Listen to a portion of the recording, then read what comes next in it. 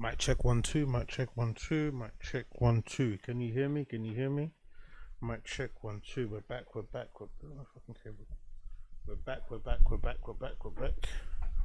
Mic check 1 2. Mic check 1 2. What's going on? What's going on? What's going on? What's going on? What's going on? What's going on? Can you hear me? Can you hear me? Can you hear me? Welcome back. Random show settings. Random show settings. We are back out here again. We are back out here again. Big up everybody tuning in. Appreciate all of you that are here right now. Apologies for the delay. Had to switch over the streams and shit. You know how it is, but we're back. We're ready to roll. We're back and we're ready to roll. For those of you that are here, big up those of you that are here streaming in, that are piling in, running in. Appreciate all of you right now. Random show settings. We are back. We are back. We are back. We are back. Yeah, took a a few days off, unfortunately. Wasn't on it as much as I probably should have been, but we're back right now, so that doesn't matter. We're full steam ahead, 326 going forward. As I mentioned in the Discord previously, this is the only 3 days I'll be taking off throughout the entire year. You can hold me to that. Those of you who like to hold me to the things that I say, annoying bunch that you are, that pay attention to the things that I say and hold me accountable to it. Guess what? I'm coming right back at you. All right, I'm coming right back at you. You flipping reasonable, well-adjusted people. I fucking hate you, but yeah, we're doing it. We're doing it. We're doing it. We're doing it. Big up everybody that's in here now. I appreciate you. Appreciate you. Appreciate you. We're out here. We're out here. We're out here. Let's get this lowered. We're out here. Let me just make sure where it should be. Yeah, we're out here. We're out here. We're out here. We're out here. We're out here. Big up everybody tuning in. Appreciate you. Appreciate you. Appreciate you. Wagwan, everybody that's in here. Wagwan, I see you. Robert Minas, what's going on? Young Advise, what's going on? Two Swords, what's going on? Gamebridge Footballer MX, what's going on? Purple Pidge, I see you. Daniel Clemens, Wagwan, my G, I see you. Silver Wrench, I see you.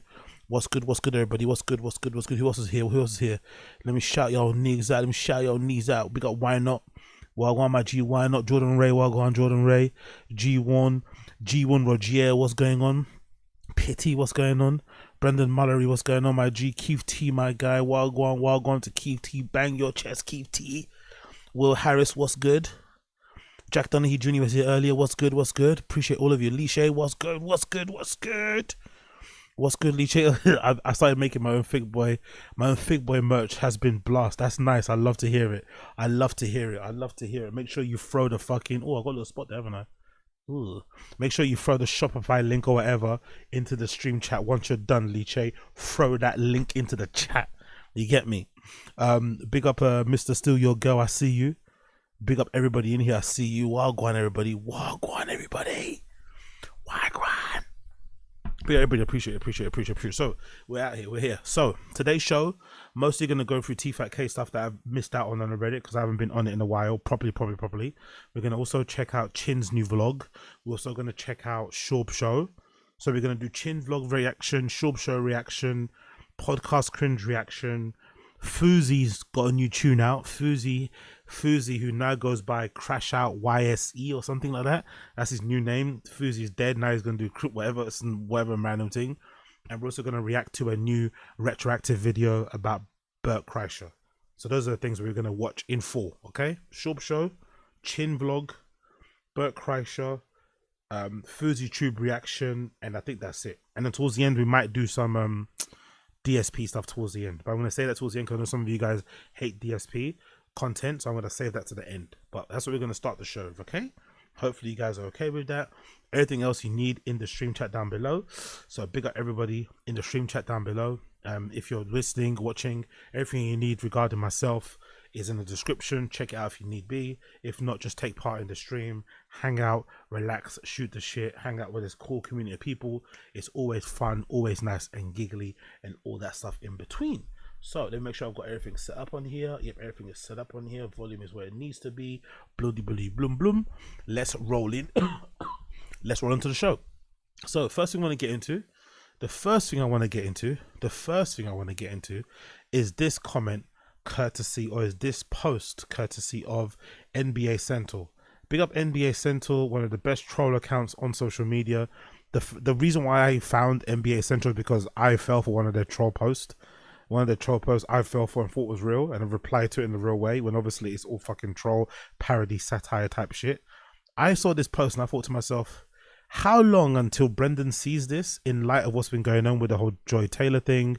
You know, she's part of a lawsuit. Well, she's being sued in a lawsuit along with other people, including Skip Bayless, by this former hairstylist for essentially contributing to a toxic workplace. And that lady who's suing Fox and her and others is alleging that Joy Taylor slept her way to the top. That's kind of the current conversation at the moment, right? So NBA Central made this fake post that looks real. It looks really real, but they made this fake post where it features Zion Williamson, who's known to be a bit of a lover of the ladies, more so than basketball and maybe food. Maybe it goes food, ladies, basketball in terms of his priorities. It features Zion Williamson, commenting on Joy Taylor's post, and it says, "Can I be next?" In terms of like, you know, you fucked everybody else at Fox, can I fuck you? And then a fake Joy Taylor replies, "Ew, no, blocked." How much do you want to bet that Bappa sees this and thinks this is real and mentions it on tomorrow's episode of TFATK? I have a feeling he's going to see this and think this is legit and say something about it on TFATK. I don't know why, but that guy is like a bit of a dum-dum when it comes to sort of stuff. I have a feeling he's going to see this and think it's legit and mention it on TFATK. I don't know why. I have to know why. I don't know why, but I have a feeling. So let's see if it happens. Continuing on, let's go through some TFATK stuff that I've missed out on. So, what page am I on? Yeah, this page. So, let's go and what was I saying? Let's do this one. I think I spoke about this, right? Did I speak about the? I think I spoke about the Chris D thing, innit? Chris D, the jokes flew over his head. I think I spoke about it. I did upvote it, so I think I did speak about this. But let's just go over it one more time. But I'm pretty sure I did speak about this. Joke flew over Chris over the head. Let's see this. The episode with Joe Rogan is up right now. And honestly, dude, the Joe Rogan episode, I'm going to be fully 100% honest with you. Me and Giannis bombed. Okay? I mean, we were taking big swigs and we were bombing. And it got to the point where we had so many jokes that missed that we were starting to just do it for each other. And every time one of us, like Giannis made a Wagovi joke, Giannis goes, yeah, I think for Christmas this year, I'm going to put Wagovi in all my family stockings. And I was like, and Joe was like, why would you do that? And just stared at the both of us. And then I was kicking him under the table. I was like, ah. And then, dude, I wonder if like Joe's aversion to jokes is based on like, because I was talking about this the other day. Big up, Coiler. We're talking about this in the Discord the other day about Joe, and I was thinking to myself, like, there's been times where Joe's had like an expert, I don't know, an expert on like zoology, right? An expert on like a particular rare bird that's now going extinct in a part of the world, and it's now affecting, you know, all different parts of, you know, the society and whatever else is going on in that country, right? A really niche sort of expertise. And sometimes Joe will let that person, he or she, run with that topic and just speak about it, you know? But there are some times where Joe will have like a piano expert on, and he'll be talking to the piano expert about COVID. And it's like, bro, this person's a flipping piano expert. Talk to him about fucking pianos. So there's no real rhyme or reason. Sometimes you have a comedian on and you let them joke. Like the early episodes of Theo Von on the show, if you remember the early episodes of Theo, I think he actually had didn't Theo have like a bit of a come to Jesus sort of mental breakdown? Remember Theo's first appearance on Joe didn't go too well. Maybe it was the first or second. And I remember the next show back on his podcast this past weekend, he did a solo show where he was kind of like very like anxious about it and obviously disturbed about what happened and how badly he did. He was kind of really in his feelings. So I'm not sure why he does that. Like some shows he lets comedians be comedians. Some shows he gets comedians on and wants to start talking about like life and like society and politics, and it's like, bro, these guys are like, you know, they're professional comedians. They're adult babies. Let them be fucking adult babies. Like, stop trying to force them to have serious, especially the ones who don't really have much to say. Like, as much as I love History Hyenas, they're not really, you know, they're not the most insightful people in the world when it comes to world issues. You know, you listen to them because they're really funny. You don't listen to them, or you listen because you like their sense of humor, not because you find that they have an interesting perspective on the world. Really and truly, I don't know. Other comedians probably you would do that. Maybe the Adam Friedman show or something, or Friedman. Maybe you go to him for like somewhat social commentary, politics type of thing, cultural type shit. But when you go to these guys in Yanis and Chrissy D, you go to them because you know they're gonna be funny. They might say some fucking Wei Sean Sheen's type stuff, whatever that thing that they do, right? It was just fucking amazing. But you don't go to them for like serious topics. So I don't know why Joe does this. Like, it's weird. I had a couple of ones that bombed hard. I did this one where I just started ripping a Korean accent, and it was an awful Korean accent. Giannis was laughing, and yeah, exactly, Coiler. That's a very good way to put it. Coiler says it's like he's a spoiled kid who wants to take his ball and go home if it's not his game. Yeah, you get that sometimes, isn't it? You get that when he's not like. It's like, bruh, you have a podcast where you talk about the same, like, don't get me wrong, I talk about the same things. We all talk about the same things in our own lives. But he talks about the same things, and then he gets annoyed when he can't talk about the same things with other people. It's like, bro, we're bored. And I'm pretty sure the people that go on the show probably have listened to the show. So they even know what you're talking about. So it's like you're boring them too. Like, now I'm on the show and I have to listen to you talk about fucking ivermectin. Really? Joe was just looking at me smoking a cigar, just watching. I felt like I was doing a Korean accent in front of like my high school principal. I was just absolutely bombing. But at the end, here's the thing. Joe Rogan, it's just great to do because it's like a great muscle to build because you just got to keep doing, jokes and whatever. Big up MC in the chat. Well, MC. I come to Zinger Nation for my social commentary. You're one of very few, my friend, but I appreciate you. And sometimes he laughs, sometimes he doesn't, because Joe is just Joe, man. That's what I love about Joe is you know what Joe is? He represents the truth. So that's what I love about Joe. I love the sucking dick bit at the end. He knows he's sucking dick. He knows he's pandering, but he's doing it well. He's doing the opposite of what Luis J. Gomez is. Luis J. Gomez was sucking dick and pandering because he really wants that Joe connection. But I love that he's doing it in a jokey way where he's being, facetious and shit. But yeah.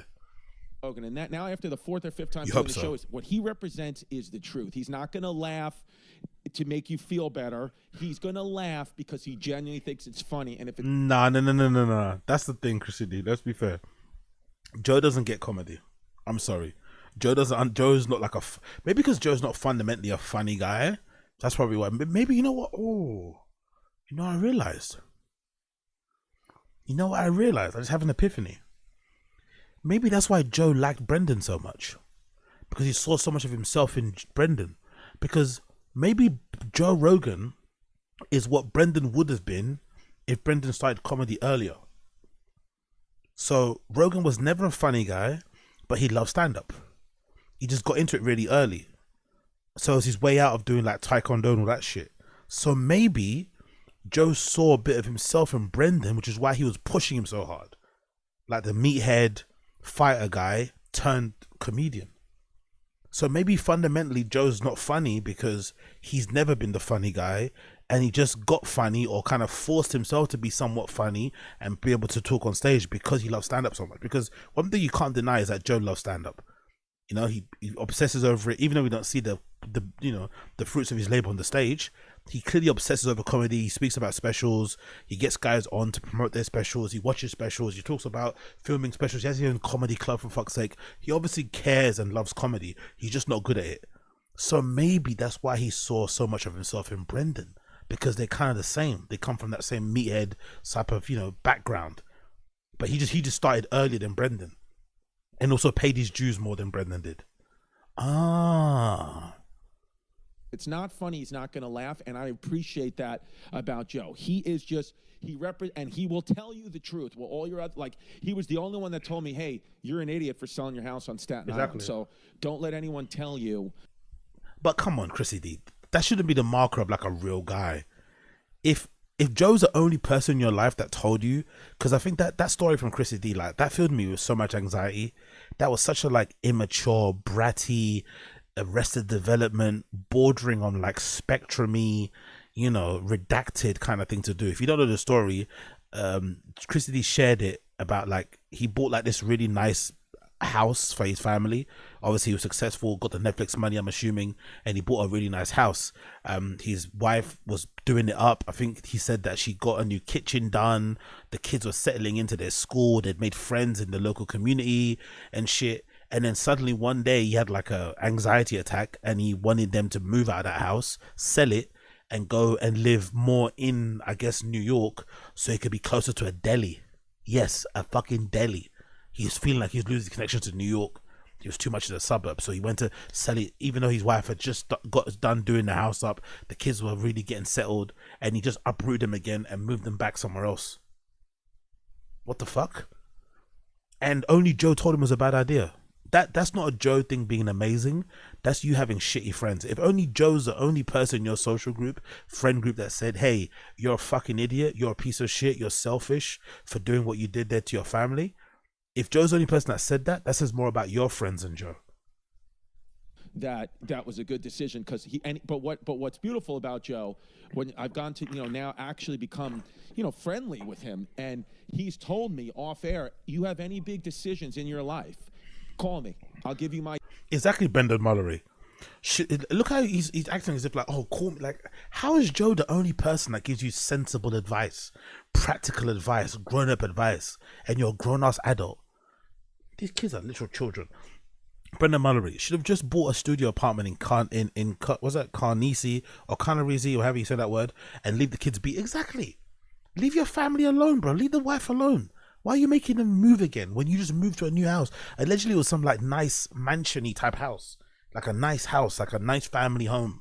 The wife just put the kitchen in, maybe order some new couches. The kids are finally feeling settled because they're moving around a bunch now. They have friends. They're going to sleepovers and shit. And now you're making them like, what are you doing? And I think his daughter, doesn't he have like a daughter that's like 15 or something? Come on, man. My time, and I'll give you my advice. And I'm like, that's awesome. I appreciate that at all. I would love to ask you what house I should buy while you're skinning an elk.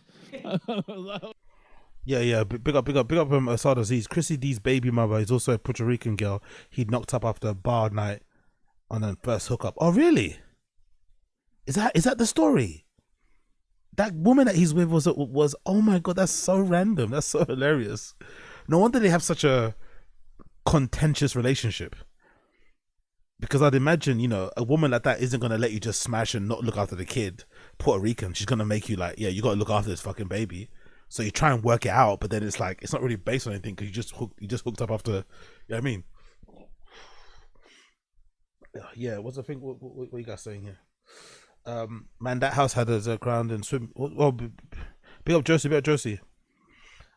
His comic friends laughed and high-fived him. Exactly. His comic friends laughed and high-fived him on doing what he wants. Exactly. That house had a ground swimming pool, I think. It was 8 foot deep. Oh my God. He bought them a house with stairs, many rooms, and a swimming pool. He got the wife to set up the kitchen and then had a panic attack and said he needed to be next to a place where he could get a fucking cream cheese bagel. Come on, man. Honestly, these fucking comedians, man. Jesus Christ. Let's continue there. What do you want to talk about here? Beast of a dad. What's this? Did I talk about this as well? Man, it's about no, something else going happened, man. Yeah, to go to the gym every morning. I'm there at 5. It's a fucking grind, dude. And the only reason I really started getting crazy shape is because of my kids. That's it. Before them, I was drinking all the fucking time. That's so fair. I didn't work out for like 8 months, dude. That's not unlike me. I was just like, fuck it. I swear I was to doing God. stand up nonstop instead of working out. I got 4 kids. This guy is incredible. Now he's trying to blame stand up for why he got fat and why he got lazy and why he was drinking. You're blaming stand-up comedy, the thing that you said was your true North Star, the thing that you said was always your dream. You were never an athlete. You always wanted to be a class clown. Your heroes were Adam Sandler and Jim Carrey. You wanted to be on SNL. You had a Showtime special. You were doing comedy at the Comedy Store with Rogan. That was the thing that made your life hell. That's what made you fat. That's what made you become an alcoholic. The lack of honesty, having this lack of accountability is shocking. And that also proof that he didn't really quit what he was doing. He didn't really quit it. Because I'd imagine if you, I don't know, not even sobriety. Not obviously when you go through AA, there's a lot of accountability, right? But I think if you just decide to be sober yourself without going to AA, there is a point that you reach where you start to become a little bit more reflect. You start to take ownership for the actions, for the things that happen in your life. I'd imagine if you don't do the AA, because I'm sure some people have to go the AA route, some people just do it by themselves. If you do it by yourself, there has to come a point where you're like, you know what, I'm fucking up too much. I need to fix my life up. So you admit that you're the one fucking up. So the fact that he doesn't even admit that it was him that was fucking up, it was him that was choosing to drink all day, every day, and it wasn't because of comedy or whatever, it's because of whatever he wanted to do, is proof that he didn't actually quit, really. What happened was that he took Ozempic, and one of the side effects of taking Ozempic, one of the benefits of it is that it sometimes curbs your addiction. So people have noted that they quit smoking once they started taking Ozempic, you know, they quit alcohol, and other sort of things happen as well.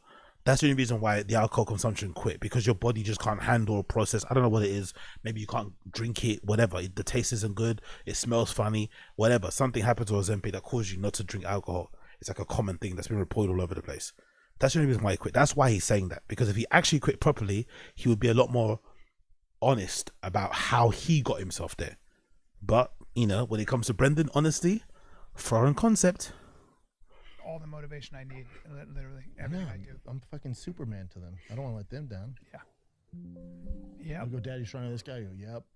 What's that? Because honestly, Brendan's AA reflection, it's the team's fault. Exactly. It's the team's fault.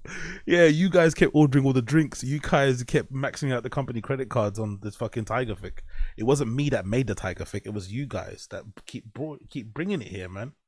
You guys are at fault. Oh my God. Imagine. I could actually imagine him saying that, you know. I could actually imagine this Redax saying that. I'm not going to lie. I could actually imagine him saying that. Anyway, let's continue on. Great discussion. What's this one about? I have a question for you both. Yes. So New Year's Eve is tomorrow. Do we have any resolutions in this room? No. I don't believe Okay, it. well, that was do. quick. No, we don't do that. But I was also, Yeah, it is. I was going to ask if you guys have New Year's resolutions. We just shit all over them. So you're both going to say no. So hold on. Did he not listen to what she said? Did he forget, or is he just asking them because they asked him first? I don't know what's going on here. Did he forget what Saint asked, and then he just asked it again, or is he asking them because they asked them? I don't know what's going on here. It's fucking confusing. Either way, redacted discussion. I agree. Essential. Okay, we don't care about that. What's this about? Life update. She has strep throat. Thoughts and prayers. What? Excuse me? What's happening with Slojo? What's happening with Slojo? What's happening to Madame Slojo? Wow, this is how she's posting. Hold to read. Anyone that makes you hold your screen to read what they have to say, you should unfollow them. Anybody on social media that posts this, hold to read, because there's so much text you have to hold the screen to read it, you should unfollow them on social media. Unfollow them and block them. Even if it's your mum, even if it's your auntie, you should do it, because this is ridiculous. Look how much text is on this blocks. Woman, you could tell. That's what I keep saying to you guys. Like, some people kind of get on her back, but I'm going to be a defender of Slojo. She's just a bored housewife. She's a bored, like, there's probably nothing worse than a bored rich housewife. There's probably nothing worse than that. No, sorry, there's probably no worse of an experience to have in life than being a bored rich housewife. Because she's got nothing to do. Like, for instance, she's not looking after her own kids, right? Because she takes too many selfies in the mirror upstairs in lingerie. So for sure she's not looking after her kids. And at first we thought it was her mum looking after the kids, but it's not, because even her mum is bougie. So she's not even going to be doing that for free all the time. They actually have help. She's mentioned it already. They have like help 5 days a week, bro. They have help 5 days a week, maybe even more, raising the kids. So those whoever those people are, Guatemalan aunties, Honduran aunties, Nicaraguan aunties, Puerto Rican aunties, they're downstairs actually looking after the kids, raising them. She's upstairs, playing with a pussy, so to speak. So that's why she has all this time to do this stuff. But it must be so boring. It must be so boring. Which is why she probably shops so much as well. Explains the shopping, explains all the fucking selfies, explains all the butt shots, explains everything. So let's actually read what she says in this caption. 1. Went to urgent care yesterday because my throat is killing me like never before. I myself, I myself thought maybe I have strep. This girl did not graduate high school, did she? I myself, maybe I have strep. I myself thought maybe I have strep. Jesus. But what do I know? Hey, what do I know? She's a watcher. Big up Slow Joe. She's a watcher. What do I know, gang? Big up Slow Joe. They swabbed me for everything, including strep. They said I had influenza. Of course you have influenza. Of course, you're an influencer. Of course you'd have influenza. They gave me antiviral medication, and okay, you've already told us what you have, babe. So why do we have all of this other text? We got why she's sick in the first few lines. Why are there 4 parts to this story? They swabbed me for everything, including strep, and they said, I have influenza. They gave me antiviral medication and steroid shot and sent me home. Why does she sound like she has brain damage? They gave me antiviral medication and steroid shot and sent me home. What? I felt better because of the steroid, not the medication. Last night I started going downhill, and this morning I could feel my throat closing slowly to the point where where swallowing was so painful I thought I could pass out if it was swallowed. So every time she gets sick, does that mean that's why Brendan texts the baddies? So when she gets strep throat and she can't swallow, you know what I mean? Does Brendan immediately start texting? He immediately gets on Instagram. He immediately starts hitting her baddies. If she can't open her mouth and like put something in it, he's like, fuck this. You're useless. Number 2, thank God my mum came to help me. Where's your husband? Where's Bren? Where's all this Bren guy? Whenever she's sick or needs actual medical help, Brendan's nowhere to be found in her comments. Nothing. But whenever it's money and bags, Bren this, Bren that. But when she's actually sick and needs some warm love and hugs and support, moral support, where's Brendan? Where's the cars? Why didn't he drive you to ER? Where is he? Thank God my mum came to help with the kids because I didn't want to be around them much. I don't oh my God. This woman, like, she's strange because I don't doubt she loves her kids, but sometimes I wonder, like, are her kids like a fucking anvil? Are her kids like a leg weight? Are her kids like a fucking chain, in a way, ball and chain, so to speak? Because it's almost like she likes having kids because it shows that she's fertile. Does that make sense? I'm just gonna speak from the heart here. Speak from the heart. I sometimes feel like she has kids to show that she's fertile. Like, hey, you know, I can pop these babies out. And also to kind of show off herself, because it's like, if you stand there with 3 kids, but then you look like Slow Joe, it kind of makes people think, oh shit, you're still a baddie and you have 3 kids? Wow. You know what I mean? Like, she snapped back in shape. She's got these 3 kids. It makes you look amazing. But it's also like a flex. Like, each kid is like a human Birkin in a way. You know? I don't know if that makes sense. Because she doesn't really speak with a lot of like love and affection for the children. They're always getting on her nerves. And I know kids can probably get on your nerves, like pets can. But fundamentally, you love them. You know what I mean? You love them to bits. And I don't really get that from her. I don't really get like adoration. Like, she talks way more lovingly about herself and about her cars and her bags and she does her kids on social media. When she's talking about social media about her kids, it's always complaining. It's always complaining. Always complaining. Oh, the kids don't have this. The kids are fucking annoying. The kids' school is off. It's always, it's like, I know, I get it. Again, I don't have kids. I know they can be annoying. I was a child. I was fucking annoying. Just imagine me now. Imagine me as a child. Fucking unbearable. God bless my parents. Big up mum and dad. But come on, bro. I don't have so look, thank God my mum came to help with the kids because I didn't want to be around them much.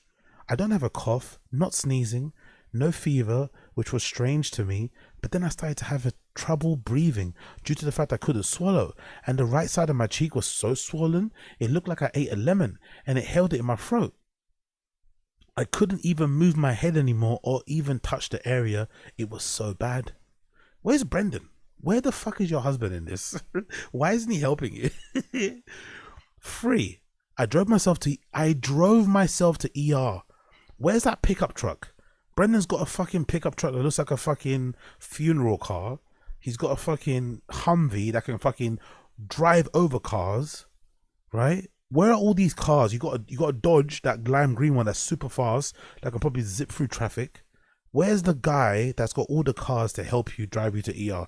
Why are you driving yourself to ER? What was he doing? Recording a podcast? What a interesting relationship. She brags about him when it's time for the birthdays and gifts, but then when she actually needs help, he's nowhere to be found. God damn it. She has a miscarriage. She drives herself to the ER. She has strep throat or whatever. She had some virus. She drives herself to the ER. Mum comes to help with no Brendan. What the fuck is Brendan? Smashing Sanaz allegedly. Fuck me. I drove myself to ER and after 7 hours, the correct diagnosis, I have strep. And the correct diagnosis, I have strep. Yo, the grammar. I drove myself to the ER and after 7 hours and the correct diagnosis, I have strep.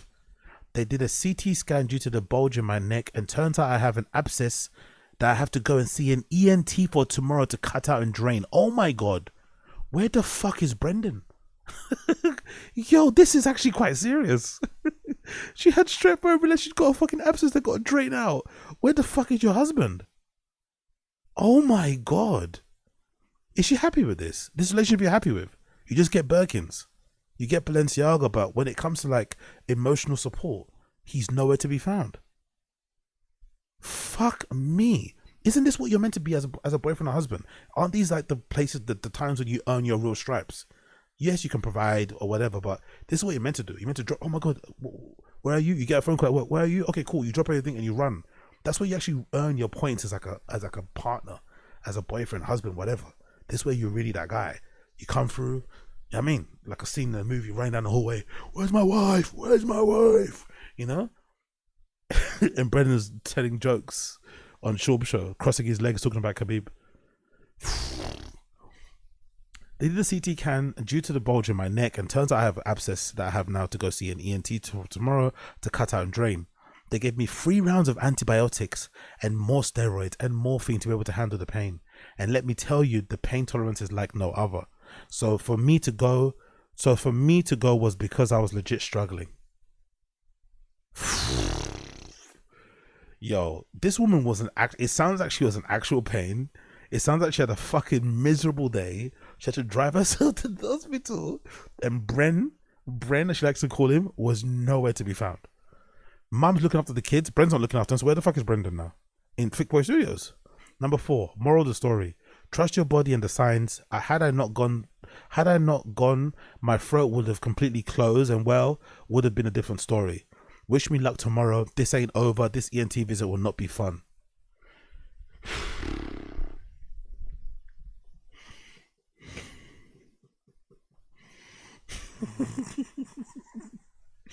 Yo, big up Ricardo. She's probably putting extras on it for sympathy. I don't doubt it, my friend. I don't doubt it. I'm taking everything that she says with a pinch of salt, my friend Ricardo. I don't doubt it. But let's just say the genesis of what she's saying is true. She was very ill. She had to go to ER, and then she discovered there was an abscess that had to get drained. Just having to go to the hospital. I don't know about you guys. I don't know about you guys, but the girls that I've dated, if you're not able to accompany them to a hospital visit, emergency one, that might be a big chink. That might lead to the end of that relationship. That's a pretty big deal. If you're not able to accompany someone to the hospital that you're supposed to be in a relationship with, that's a pretty big deal. It might be a minor thing in general, but it does actually say maybe a little bit something about how you view them or about how they think you view them. It might go a long way in terms of, you know what I mean? It's a minor thing, but not really a minor thing. And the fact that they're married and he seems to be nowhere near the hospital when something goes wrong is pretty weird. Pretty weird. But I could be wrong. Maybe I'm being too sympathetic. Maybe I'm being a pussy. I don't know. Big up Josie. Yes, AZ, when your partner is in trouble, you are there. I don't need bags and shit. Anyone can do that. I need someone, especially me in ER. It's fucking exactly. Yo, big up. Who's this? Brenda overcompensates baseball. Actual bad dad. Exactly. Fucking exactly. Big up Abe Martinez. I appreciate it, brother. Big up Abe Martinez. I don't know what to say, bro. I don't know what to say. Like, I'm legitimately, genuinely shocked. Whenever this woman seems to need this guy, no, to be fair to Brendan, and maybe to go back to what Ricardo said, it sounds like she doesn't expect it though. I think I'm probably putting too much onus on this. She doesn't sound like she's expecting anything. I don't feel like this is part of this is not their love language. I don't know. It doesn't feel like she's annoyed, you know? Maybe I'm putting too much into it. Maybe it's not that deep. Maybe it's all right. Like, she doesn't mind. Maybe he offered and she said, no, don't come. You know? I don't know. But it seems weird because I can't think of, especially a Hispanic woman, a Latina, especially a Hispanic lady, letting you not take him to the hospital. Come on, bro. Come on, bro. That's gonna be a big deal, man. That's gonna be a big problem. That'd be a big fucking issue. That's equivalent to you not answering the phone. Like, you trying to answer the phone to an Hispanic lady or something, a Latina. Like, you're not picking up. You know how much trouble you'll be in if you're not picking up the phone. Let alone not taking her to hospital. Come on, bro. Come on, man. Let's be real. Let's be fucking real. I don't know what the fuck is going on here, but this relationship makes no sense, man. It makes fucking no sense. What are you guys saying here? Jordan Ray, gas ain't gonna pump. We got Jordan Ray. Gas ain't gonna pump itself. You're a G. Big up Jordan Ray. Big up Jordan Ray. Oh.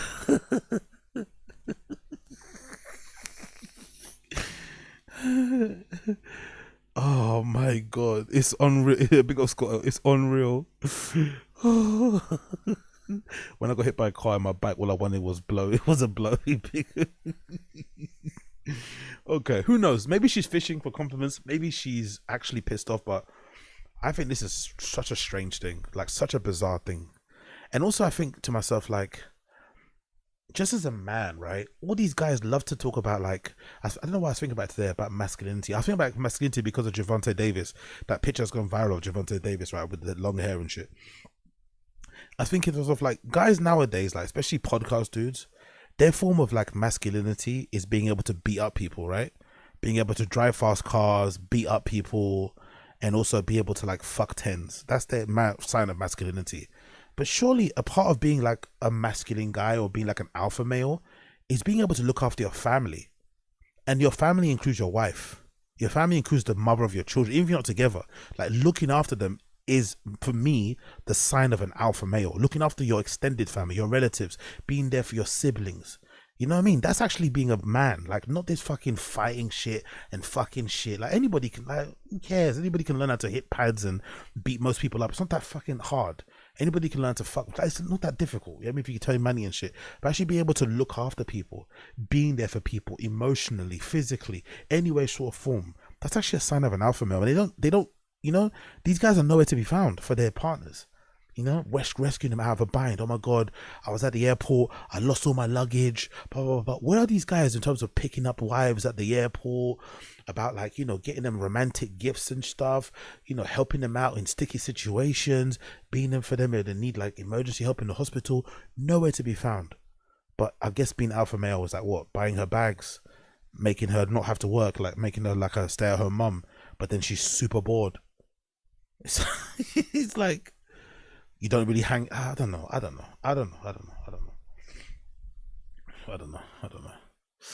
Let's continue. Maybe I'm being too much of a pussy. Let's continue. Discussing Chin's drinking again. We watched this already, didn't we? What? I feed him well. Chin, you have anything? I was thinking one for you. Maybe drink less. Do you like that one for yourself? Obviously, yeah. Obviously. Yeah, but we said this a few months ago, and it kind of never stuck. You know. It's January 1st. Yo, big up. Simon Z. He was busy with Taco Bell. He actually probably was. He was probably busy with a girl called Taco Bell. Big up Andy Z. He was probably busy with a fucking girl called Taco Bell. Appreciate the super chat, brother.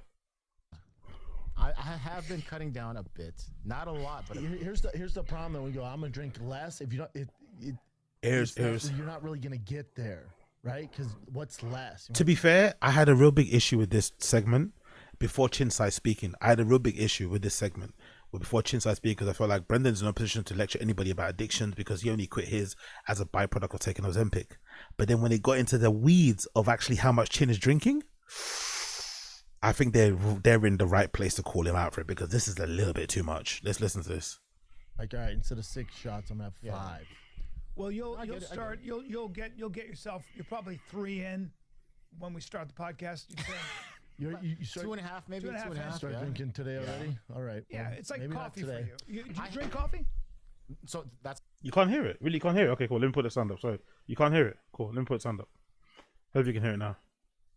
I'll go back to the beginning again. Hopefully you can hear it now. Can you hear? Oh, let me stop here. You should hear it. another thing I cut off is coffee. So I'll do coffee as a treat on the weekends. Got it. But now I do tea. A lot Now of tea. switch. Now switch. I was gonna say. Now switch. I was gonna say Brennan, a lot little of alcohol. slow. Yeah, I'm a taper. I'm Hey, tapering. give him some time. Yeah, I'm Let him have tapering. 5-6 shots before we do the podcast. Jan- Let him have a couple after that. Jan- Just taking it. Jan- We have no hard liquor here, so I just have beer. Yeah, we don't have any. I thought he was joking, by the way, when he said it. I thought he was joking.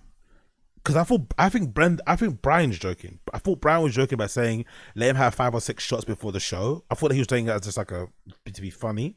But Chin's like, no, we actually don't have any hard liquor. I just have beer. And we've watched Chin vlogs on here before. I'm sure you've watched them yourself before. You would know that Chin, if I'm not mistaken, gets to the studio for like 10, let's say latest 10 a.m. in the morning to set everything up. He doesn't need to set everything up. He can just leave it, but whatever. Busy work. He gets in the studio at 10 in the morning. So Chin, while he's prepping the studio, is not only having, usually if you're in the studio early, what would you do? Grab a tea, get a coffee, maybe have a bagel, right? Maybe, I don't know what you guys do. That's what I would do if I was at work. Chin's necking beers at 10 in the morning.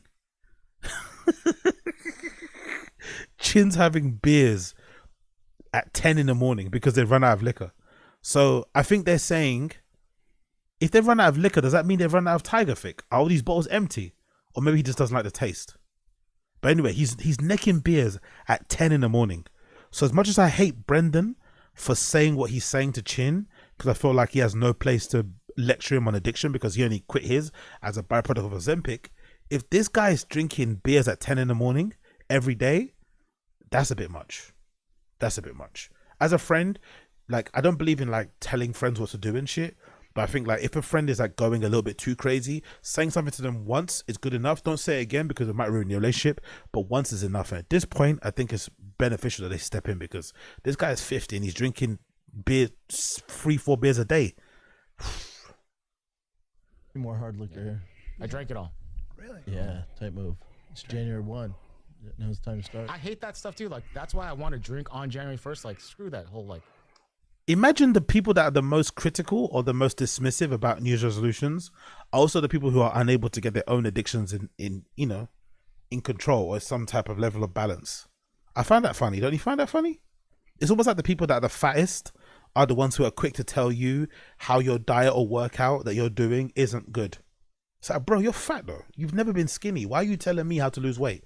Yes, my goals are maybe a little bit lofty. Yes, I'm aiming for the fucking, as Brennan said, I'm aiming for the fucking moon. I might hit the stars, but let me do my thing. Like, shut the fuck up. But it's no surprise that the alcoholic is the one that's also very dismissive about New Year's resolutions. Gotta love it. Oh, it would stop on January 1st. No, just taper down. Take your time, do your thing. Take your time. Take your time, as if there's like a finite amount of time, as if it's infinite amount of time, sorry, right? Take your time. Alcohol was a big killer, by the way. Take your time. You'll figure it out or not. That sounds like it's not gonna happen. Yeah, that's Does that, well, like, my thing is I'll get cigars there. now. I got a real thing for cigars. I love cigars, but I save it for when we do Rogan because it's like a special time. Big up, Licia Manuel. Think Chin takes bumps? Nah, I don't think so. I think Chin probably parties. When he goes out, he probably does party and take bumps. But I don't think during work he does, no. I think work day to day, he's probably like Brendan. He probably does a lot of like pharmaceuticals and what's that thing he does? Kratom and shit. I think Uche said before, like Kratom is pretty serious. Like it can be very, very addictive and shit. So I think Kratom probably fills that gap, probably Adderall and have a bunch of other stuff, and I don't know, maybe speed, whatever else. But the hard stuff he probably saves to party, but I don't think he does it on a daily. I don't think so.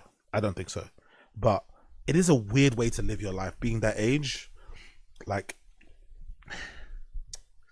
maybe I'm just weird, or maybe some of you are weird, as Brandon said. Maybe I'm just weird, but I find this type of behavior weird when they have like a dream job, like you're doing something that's like fun. I have all the time in the world. This is gonna sound very toxic and very backwards. But I have all the time in the world for the guy or girl who runs off to the toilets every hour or so and has a swig of fucking whiskey out of their fucking flask while they're at work somewhere because they fucking hate it. I have sympathy for that. I have sympathy for the person who goes out to staff drinks or goes out for a drink with their friends at work or colleagues at work every day after work. I'll just have one ends up into having 6. I have sympathy for that because you're doing a 9 to 5 that you hate. But when you're working a somewhat dream fun job, which is being a podcast producer for a popular podcast, you work 3 times a week, if that. Yes, it's long hours on the days you're in, but you work 3 times a week, if that. Come on, man. Why are you drinking so much? Why are you going that crazy? You don't need to. You have so much free time where you can get fucked up. You don't need to get fucked up at work, you know? It's not necessary.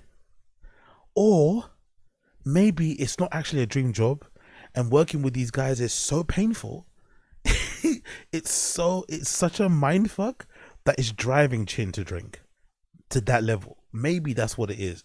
And maybe maybe this is like his midlife crisis type of thing where you're kind of going through an existential moment where you're figuring out, oh shit. Because I said before, and when I watched the stream, even though Chin's a guy, and I think in Asian cultures, guys get treated. Yo, big up Asada, appreciate you. You think this was Chin's dream job?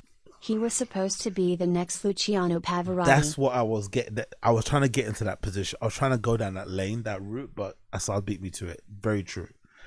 So I'm going back on what I said. But big up Asad Aziz. That's very, very true. He had maybe other dreams of being a musician, an artist, maybe a producer, maybe a songwriter, and this is his backup plan.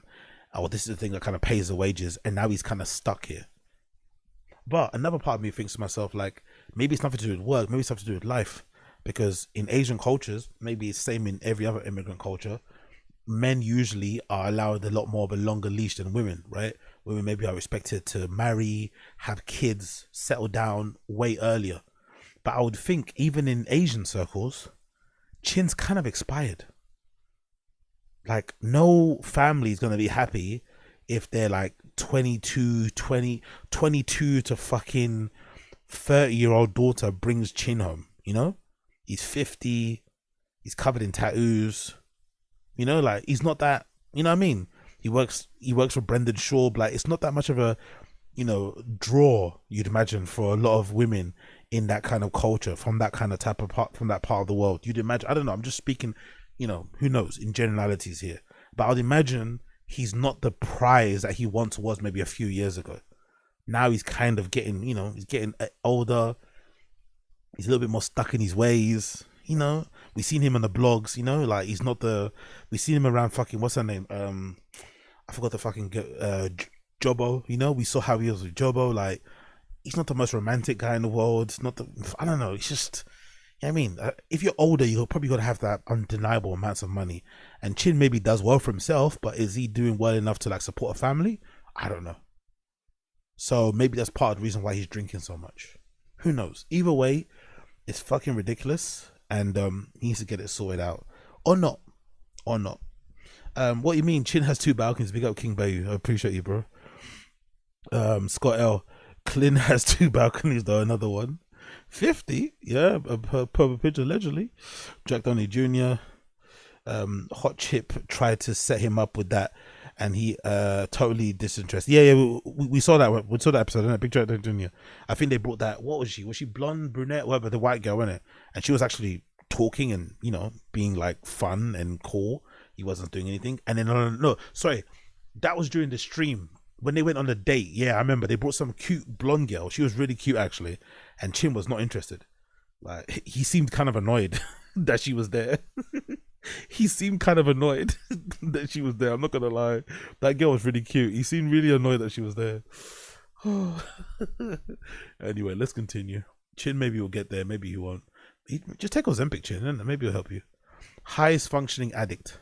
Honestly, it's fine. You're just a quiet alcoholic, and that's. He's a high functioning alcoholic. Yeah, you're a high functioning. The alcoholic. highest, probably. Yeah, you can handle. You can totally be hanging around with Brendan, innit? Look at Chin giving himself a blowjob because he's able to hold down a job while also drinking. Chin needs to realize that this would be far different if he was working a 9 to 5. That would be a lot harder. If he was actually working for like Fox or ESPN as a producer doing what he does now, he probably would struggle. When you work 3 times a week, yes, he works until 9, but again, I'm leaning more on the chat side of things where people are saying that he's not actually a hard worker. He just makes work for himself to make him look like he's working hard, and because he's just got no life, so he stays all the time. But he doesn't need to be there till 9. He doesn't need to be there maybe so early or so late, whatever. But you're not really a highest functioning addict when you're working at Thick Boy. This job isn't, you know what I mean? Come on, let's be real. Handle your alcohol like I've never seen. I seen you drink when we were on that Alaska trip. You drank The entire trip. and you were totally sober. Yeah. I had a girlfriend like that. She could just drink and be totally sober, but she was also drunk. You know. I think the only time I saw you drunk, Jim, is when we were in Nashville. Remember that with Jelly? Yeah, but big up at Young God Vibes. He's organized. He's an unorganized mess. Yeah, I started to realize it now. I think I got duped. I think I got duped by the busyness of him. Like, he's very busy. He's a busybody, essentially. I think he duped me in that way. He really did. But you're right. He definitely is a very, very, very unorganized. There's even a section when he does his setup for the pod where he has this thing that he moves. It's like an audio interface. He has to, like, why is that having you have to move every day? Why isn't there 2 of them? If you need, like, why isn't it in the, I mean, why does everything have to be moved? And like, it's a studio, like, pressure. I mean, like, why does it all have to like involve so much work to get? Yeah, it's all over the place. That's the only. Yo, big up KP, big up KP, big up KP, whatever it is. Appreciate you. Wagwan. Only time I've ever been gone is with time, Jelly. That's the time. That time, and also in his tour But bus. you feel good when you're drinking a lot, right? Oh yeah, that's that clip of Chin falling out of the tour bus, isn't it? There's a clip of Chin falling out of the tour bus, with Jelly Roll looking very drunk, which I also don't think is cool, because if you're on a tour bus with somebody like that, you kind of want to drink at the level that everyone else is drinking, and you don't want to be a liability. You don't want people to like run away from you. You know, part of being in a green room, from my limited experience of being in techno club green rooms, is that you want to do as much drugs as everybody else is around you, but not too much where you get chucked out. Because you've seen some people get chucked out when they're going too crazy. Yes, you got this privilege of being able in the green room where you can start racking up lines, but don't go too crazy. You know, let's keep things in moderation. You feel like amazing. No, it just feels chill. I feel like it's not good chill. for anybody. Yeah. I don't want to get. I hate being like blackout drunk. It's That's the the only time worst. I've seen you like white girl wasted was in. Why does he have levels of drunk that aren't good and some are good? Surely, like, at his level, like, you're just drinking because you like it, innit? Like, what's this stipulation? But what? Nashville. Because you can't not be wasted with Jelly. Sure. Said like a true alcoholic. Anyway, we all do our thing, and I'm just grateful that you're alive. And see, I'm practicing my gratefulness. Thank you. I'm grateful that Chin is alive. This is a good. That was funny. I like how they like disappointed in him for being a drunk when the entire studio is surrounded by empty bottles of fucking whiskey. I fucking love it. Like, they're truly disappointed in Chin's behavior and how he conducts himself, but like, drinks are everywhere. There's energy. Like, it's just like full of fucking addictions. The whole thing is full of addictions. Yeah. I mean, like, weird guys, man. But I love Brendan's Tyler the Creator fix, by the way. I love his Tyler the Creator fit here. I love his Odd Future golf wagon fit. It's fucking hilarious. Let's continue. Oh yeah, we saw that already. A fog brain. What's Joe Shaw's problem with water? Oh yeah, this is the one. What's Joe and Shaw's problem with water with bonus Chin starts to snap? Great. Like, when I tell you, like, how much water you guys drink in a week, like, you know, like a bottle. I don't drink water. I don't drink any water. This is a very American thing, I think. I don't think there's a lot of UK people that do it. I think this is very American. I'm not to judge. I can't think of a lot of people in this country who I've heard say they just don't drink water. Maybe they don't like to drink it, but they do drink it, you know? There's a difference. Maybe they it's not their first thing they run to, but they would have a glass of water with a meal, you know? Like some tap water at a bar. Hey, can I have some tap water while I'm drinking this beer? Oh, could I have a tap water while I'm having this food? Along with my drink, they're going to do that. But I feel like I've heard way more Americans say, no, I don't just drink water at all. Zero water. And I can't figure out how that makes any sense. Like, so when you're thirsty, everything you're drinking is like sugary, bubbly, or caffeinated. Does that make any sense? When you're parched, when you feel like you've got a dry throat, the only thing that can lubricate your esophagus is stuff that has sugar, bubbles, or coffee in it. That's fucking wild. There's no such greater hydration, refreshing taste in your mouth, not pause, than water. Nothing comes close to it. Yes, you can drink a Coke and it'd be nice because of sugar and shit and the bubbles, but surely there's nothing that comes close to jugging a bottle of fucking Evian or whatever. Like, I don't understand it. It's such a, that feels like a failure on the parents. Like, when I hear somebody say that, I feel like your parents failed you. It's like a kid that's like, I can't eat vegetables. Your parents failed you. Like, I look at you, I'm embarrassed. You should be embarrassed, and I'm embarrassed for your family. I'm embarrassed for your upbringing. You know? That you can't eat vegetables. You cannot drink water. You don't drink water. Ever. Yeah, but Like, soda ever. counts for those. There's That's what I say. There's water and soda. Yo, big up Soda Seas. Look, we Americans can't just drink tea all day like UK fairies. We hydrate on grain energy and whiskey. Yeah, exactly. I'm just trying to think to myself, like, how jacked up are you if you're a guy that drinks like rain energy drinks and whiskey? Like, legitimately, imagine how wired you are. Imagine how wired you are if all you're drinking is energy drinks and liquor. That's the actual liquids. The actual liquids that go through your mouth are energy drinks and liquor and beer. Yo, your shits must smell like a landfill. Your breath must smell like week old boxer shorts. Could you imagine what your fucking shit smell like when all you're drinking is energy drinks and alcohol? God almighty. So you're taking my logic. You're taking my logic. But Diet Coke's not gonna put you 6 feet under like Chin's. So Diet Coke's not going to put you 6 feet under, but you might get kidney stones and other health-related illnesses. And did he say he has like brain fog and shit? Doesn't that come with a lot of that as well? Like feeling a little bit like drowsy and sluggish and shit. Thinking there's no health risks, thinking there's no health risk to not drinking any water is insane. It's truly insane when your body is made up of it. It's like, excuse me? I mean, I guess they're the Hey, dude. PTAs or something. But there's people out there who rag on me all the time for that. Like, you Being a girl and not, I think there's something, maybe a black guy can get away with it, but being a girl with all the, you know, physiology women have in terms of giving birth and whatever it may be, and even stuff like periods, I'm no expert in shit, but like not drinking water is like wild as a woman. Like, can you imagine as a woman not drinking water with that sort of physiology? Is fucking insane. Truly, truly insane. And also bragging about it. So didn't she say I don't do much? So allegedly to Sanaz, she likes to keep her addictions and vices to herself. Fair. Respect that. So she doesn't do much, but she also doesn't drink water. I don't know if she's that much of a prize, you know. I'm not gonna lie. Not too sure if I'm into girls who like don't drink water. It's a bit weird, man. It's a bit weird. Like, there's something wrong with you.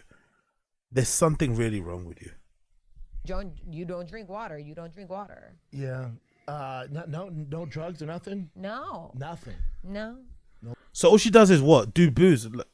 I love how he's pretending like not to know. Anyway, but all she does is what? Drink. What she drink then? Coca-Cola. And alcohol is the only thing that she drinks. She's one of those girls on like TikTok, innit, that has like a Stanley cup and like just fills it with like sugary powders and shit. Look at the way Brian's looking at her. Look, even Brian's considering, maybe I shouldn't fuck this girl. Imagine going down on a girl who doesn't drink water. Could you imagine what that must smell like? Could you imagine what that must smell like? Anyway, what do I know? Let's continue. Racist B. You're racist. What's this? Being paralyzed. I hate my culture sometimes. I lose all This my. isn't our culture. That's Chin's culture. That's This not ain't our team. Japanese, It's bro. just American. Okay, what the fuck? Please tell me this is a rumor. Please tell me this. Okay, this next one. Sure, bragging about the New Orleans terror attack. He really hates Mexicans, huh? Dude, how about in fucking in New Orleans? Oh yeah, the guy that ran over or killed 10 people. Islamic terrorist. Yeah, Is it New Orleans or is it New Orleans? How do you pronounce that? Is it pronounced New Orleans or New Orleans? Because it reads New Orleans. Or is it pronounced New Orleans? Either way, okay. Either way. It's not, okay, cool. Either way. Either way, New Orleans. New Orleans. He had an ISIS flag on the back of his truck, and they covered his flag. Why do they do that? Why do They don't want Islamophobia, and it's like, well. And did you why know don't you he just illegally report the came to the news? state two days ago? He did. No. How could you get... I'm not even that much of a follower of like news and stuff, but how could you get such a big part of the story wrong? He came into the country 2 days ago. What? What was he reading? What information does he have? Like, what access to social... Like, what? Honestly, I don't even follow the news that closely. He came into the country 2 days ago. Legally, that's crazy. The border? Yeah. Huh. You mean Biden didn't... you mean when Biden's every... not, you can't even blame Biden at No, this he's point. not He's not even even. He's been on. You know, he's been on vacation this whole time. Yeah. He came into the country illegally. Big up Gringo Papi. Illegally. Guadalajara. Chin's an idiot. Let's see this one. Question: you mentioned the whole, warfare thing, blowing up and stuff. Do you know how to? This is random, but I just thought of it. The tourniquet. Do you put it above the wound or below the wound? I know Brian probably knows this, but what do you? Chin trying to get he's trying to get his get back in it. He's trying to get his get back for them making him feel dumb because he doesn't know things about the world and shit. Oh, this is so fucking pathetic. So if you have a gunshot on your leg, You put it above the wound. damn it, Brian. Well, that I figured that was common. Yeah, Yeah, so- the only No, reason but so you can tie above all day yeah, because especially the blood flow. yeah, because you want to stop it, and you can actually you're good for 9 The to blood 12 flow. hours that way. Look how dumb Brent. He has to do this like directions thing, innit? He must be a little bit on the spectrum, innit? Or a little bit redacted for real. Like, Yeah. because especially the blood Yeah, flow. because you want to stop it, and you can actually you're good for 9 to 12 hours that way. You save your life. A tourniquet will stop you from bleeding. It's tight. I've had a tourniquet tied on me. Yeah, they're super like tight. where We had that they kit, showed me too. how tight it was. It hurts. Yeah. But you have to do it like that. Yeah, you so it is stop. above the wound. But Yeah. some people would think below because you're just trying to. I don't know. Chin, put it around your neck, bro. It might fix your neck. Put a tourniquet around your neck, bro. It might fix your neck. You never know. You never know. Let's continue. There's no denying that Trucks is awesome. What's this? Did he write that? What's the caption say? Let's see this. Is this Brendan's post? Brendan Schaub. Elon, the evil knuckleheads picked the wrong vehicle. Terrorist attack. Not even the... Okay. I do my fair share of hating on electric vehicles. LOL, this being part of his identity now, isn't it? It's part of his branding. The new branding is now, I'm a hater of electric cars. Fucking hell. I thought you were a comedian, bro. I thought you were a fucking comedian. But anyway, let's continue. I do my fair share of hating on electric vehicles, but there's no denying Elon's truck is awesome. And this dumbass terrorist did everyone a favor using the Cybertruck. Thank God. Best ad ever for a truck, by the way. No, it isn't. Why is that a good ad? Why would that be a good ad? A terrorist attack is a good ad. What? What? Especially in like what happened in New Orleans. Why is it a good ad? What? And aren't they struggling to sell the cars anyway? What? Shut up, bro. Like, honestly. The worst opinions ever, isn't it? And I also feel like he's just repeating something he heard online anyway. The best ad ever by the truck. Like, what? Okay, whatever you say, brother. Whatever you say. Whatever you say. Violence in its purest form. Hey, Fox, you want to grab a burger? No, thanks. I'm not hungry. I can always get you an extra one. Don't bother. So, where else have you traveled, huh? Oh, That lady's a smoke show, isn't it? Who the fuck is that? That lady's a smoky show. Who's the actress? Who's the actress? Huh? oh, all over. Canada. That's funny. Oh no, all over my shirt. Oh, well.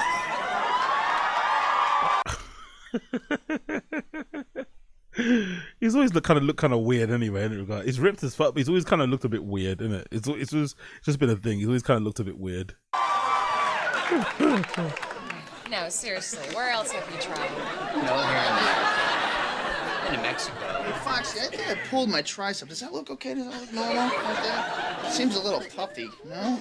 I'm kind of hungry. Do you want to go get something to eat? Yeah, I'd love to get something to eat. You lead the way. All right. Hey, Joe. Okay, cool. Good little thing there, I guess. Let's continue. Rink's got a real thing for cigars. Okay, we don't care about that. Pronunciation. Oh, another one. Yeah, let's watch this one. Pronunciation is very hard. Let's watch this one. Look at the person that made this, by the way. Part 5. Pronunciation is very hard. These are always really good. Let's do this one. Easy peasy lemon easy. No way. No fucking way. Easy peasy lemon squeezy or lemon easy? Easy peasy lemon easy. It almost like he says lemon yeezy. Maybe he's looking at lemon yeezys. Easy peasy lemon easy. Brilliant. Fucking brilliant. But we can get so caught up into, oh man, everyone thinks this or this is so negative. It's not, TJ. It's just the crabs see a chink in your armor right now. And you gotta The crabs see a chink in your armor. Okay. You gotta correct that crack. And you can't let that crack become something bigger. What? You can't let that crack sink the Titanic. So this feels like a common symptom of having a microphone in front of your mouth. He's got that microphone so far, so close up to his mouth. You just feel like you have to say something. I love how he's covering half his face with the fucking hands, right? Like the fucking hands covering half his face is hilarious. But you feel like you just have to say something, and he's just trying to fumble his way through words, and ends up saying. So he's using crabs in the barrel. They see a chink in your armor. The sheep. There's crabs. There's lions. There's sheep. There's shields. There's pots. Like it's all over the place, man. sink the Titanic. So There's the Titanic reference too. So you have a shield, and the Titanic is sinking. You use a shield to block the hole, but if the shield has a crack, you use a crab to block it. Cool. Make sense? Yeah, cool. And I don't like this stuff. Yeah. But this guy didn't want to pay the tuition to get into the zoo. So he goes, you know what? I'm not paying. I don't like these lines. Let me jump on over this fence. People. Jesus Christ. Yeah, Where's polar this bear will at? eat you. I don't see what's bad pronunciation there? I missed that one. What's the bad one there? So he goes, you know what? I'm not paying. I don't like these lines. Let me jump on over this fence. Oh, I don't like these lines. These lines. What? Tuition? Anyway, whatever. Let's just continue. People. Jesus Christ. Yeah, Where's polar this bear will at? eat you. It's I don't know how to pronounce it. It's a Russian island. Holy fuck. And polar bears aren't Novaya exactly Zemlya? friendly. It's the Novaya Zemlya Archipelago. archipelago. What does Has archipelago there mean? been What did he say? Hold on. Is that how you pronounce archipelago? What did he say? Yeah, Zemlya. Archipelago. Archipelago. He thought he's Italian. He thought archipelago was Italian.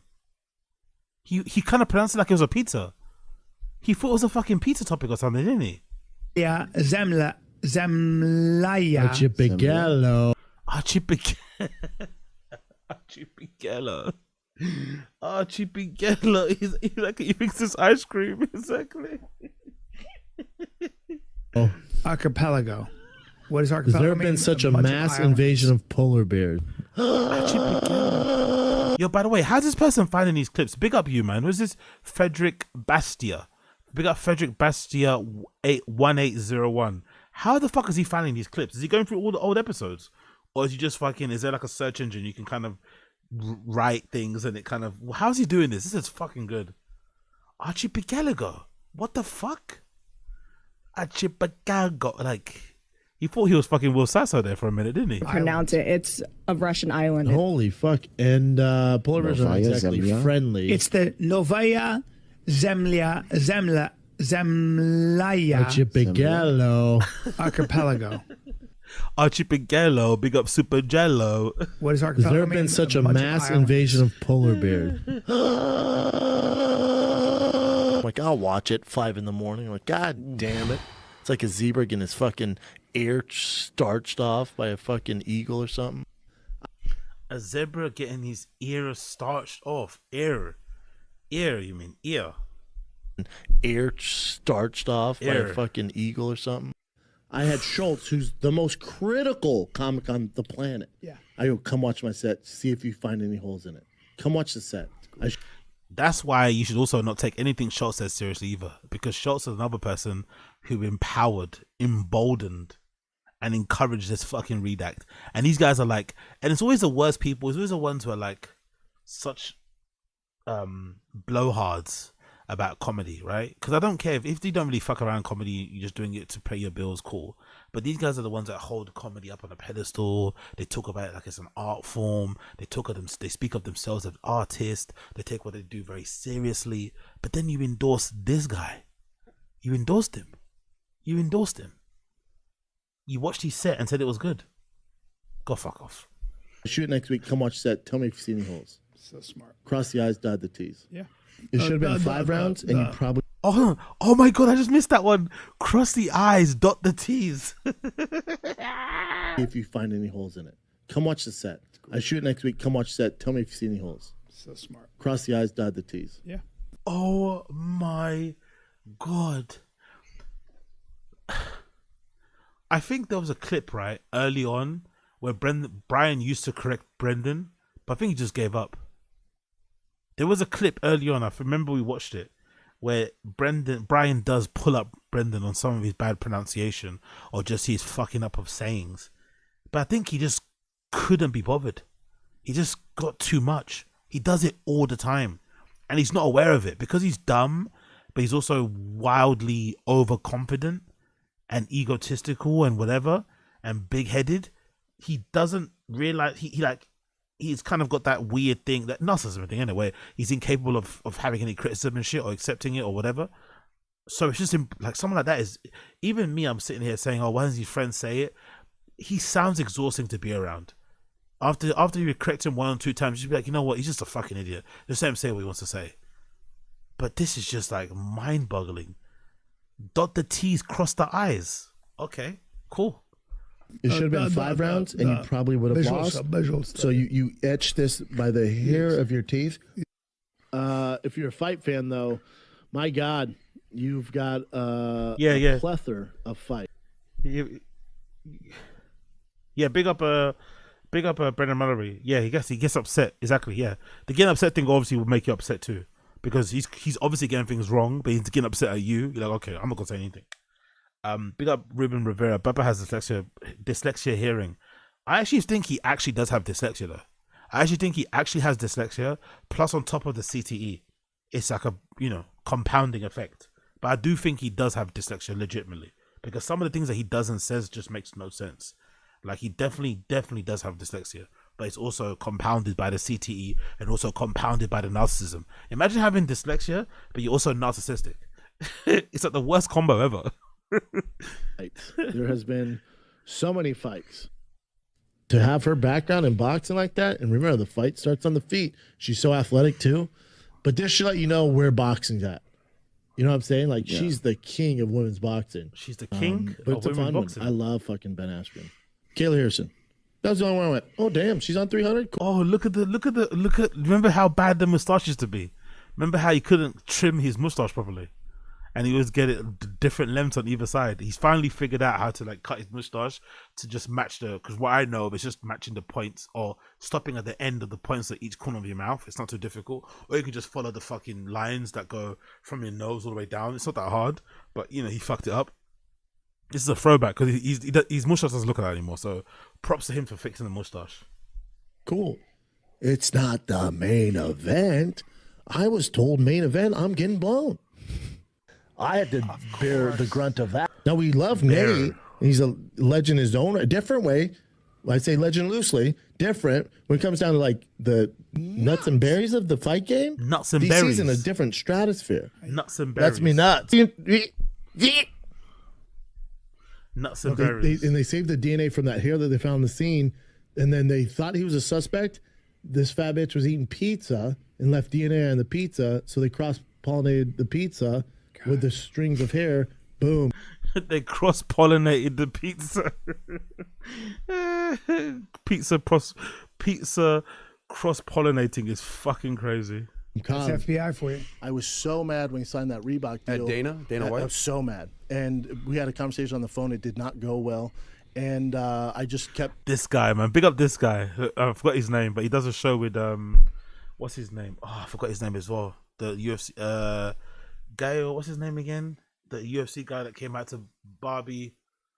Oh... What's his fuck? Mickey Gore. Yeah, he does a podcast with Mickey Gore. Big up this guy. He actually was a Brendan. This is like watching a TFATK. This is like watching a homeless cat being birthed in real life. Because this guy was actually a fan of Brendan before this show. He was excited when they got Brendan on the show, and then through the process of Brendan being on this show, he realized Brendan was a cunt, and now he's not a fan. It was fucking brilliant. He actually was a fan of Brendan, loved him, appreciated him, used to watch TFATK. He comes of Valuetainment and obviously acts like a cunt because I think this guy was I think he played baseball like at a decent level. The guy on the left, I forgot what level he played it at, but he played baseball at a decent level.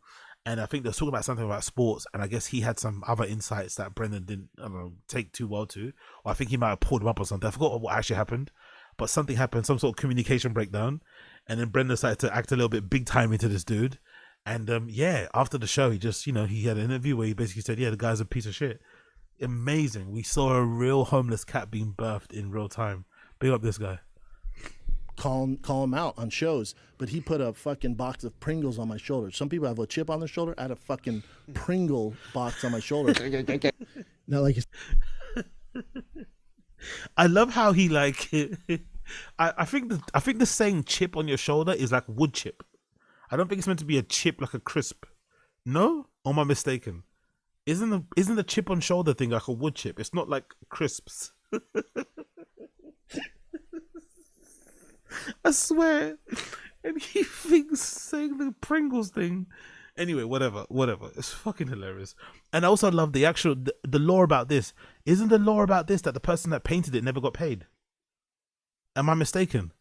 And that's a Bentley base. You have a Bentley. Isn't that what the lore is about this painting?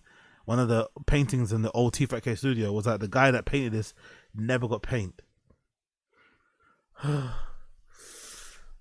Brilliant. Always been a scumbag. He said, that being said, I'll watch the fight. I'll definitely buy the fight. I like the fight. But as a fighter, knowing those other guys are just like, what is going on here? And they're listening to deaf ears. There's not. They're listening to deaf ears. What? And they're listening to deaf ears. There's not much you can do. Nope. See, you're fucked up. You're older, so you don't have your ear to the grindstone here. Oh, word. You don't have your ears to the grindstone. Fuck. Honestly, I tell everybody online, don't feel limited. Don't feel like you're inadequate. Imposter syndrome is not real. It's a fucking psyop. If this guy was a multi-millionaire at one point, yes, I know he had a Rogan cosign. I get it.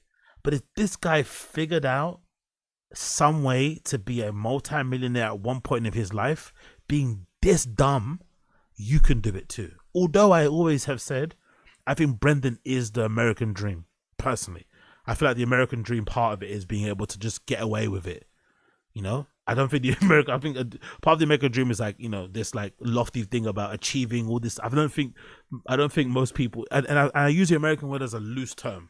I think even people in the UK are the same. I think the Western dream, the Western world dream is to get away with it and support your family, look after your family and yourself. So getting away with it means despite your upbringing, despite your background, despite your education, despite your lack of education, you actually want to be able to get the most out of life without being that amazing. I don't think the American dream is like being talented and being really good at what you do. No. Yo, big up Curtis. Eyes born wife Pringle shoulders B. Do you have a gun?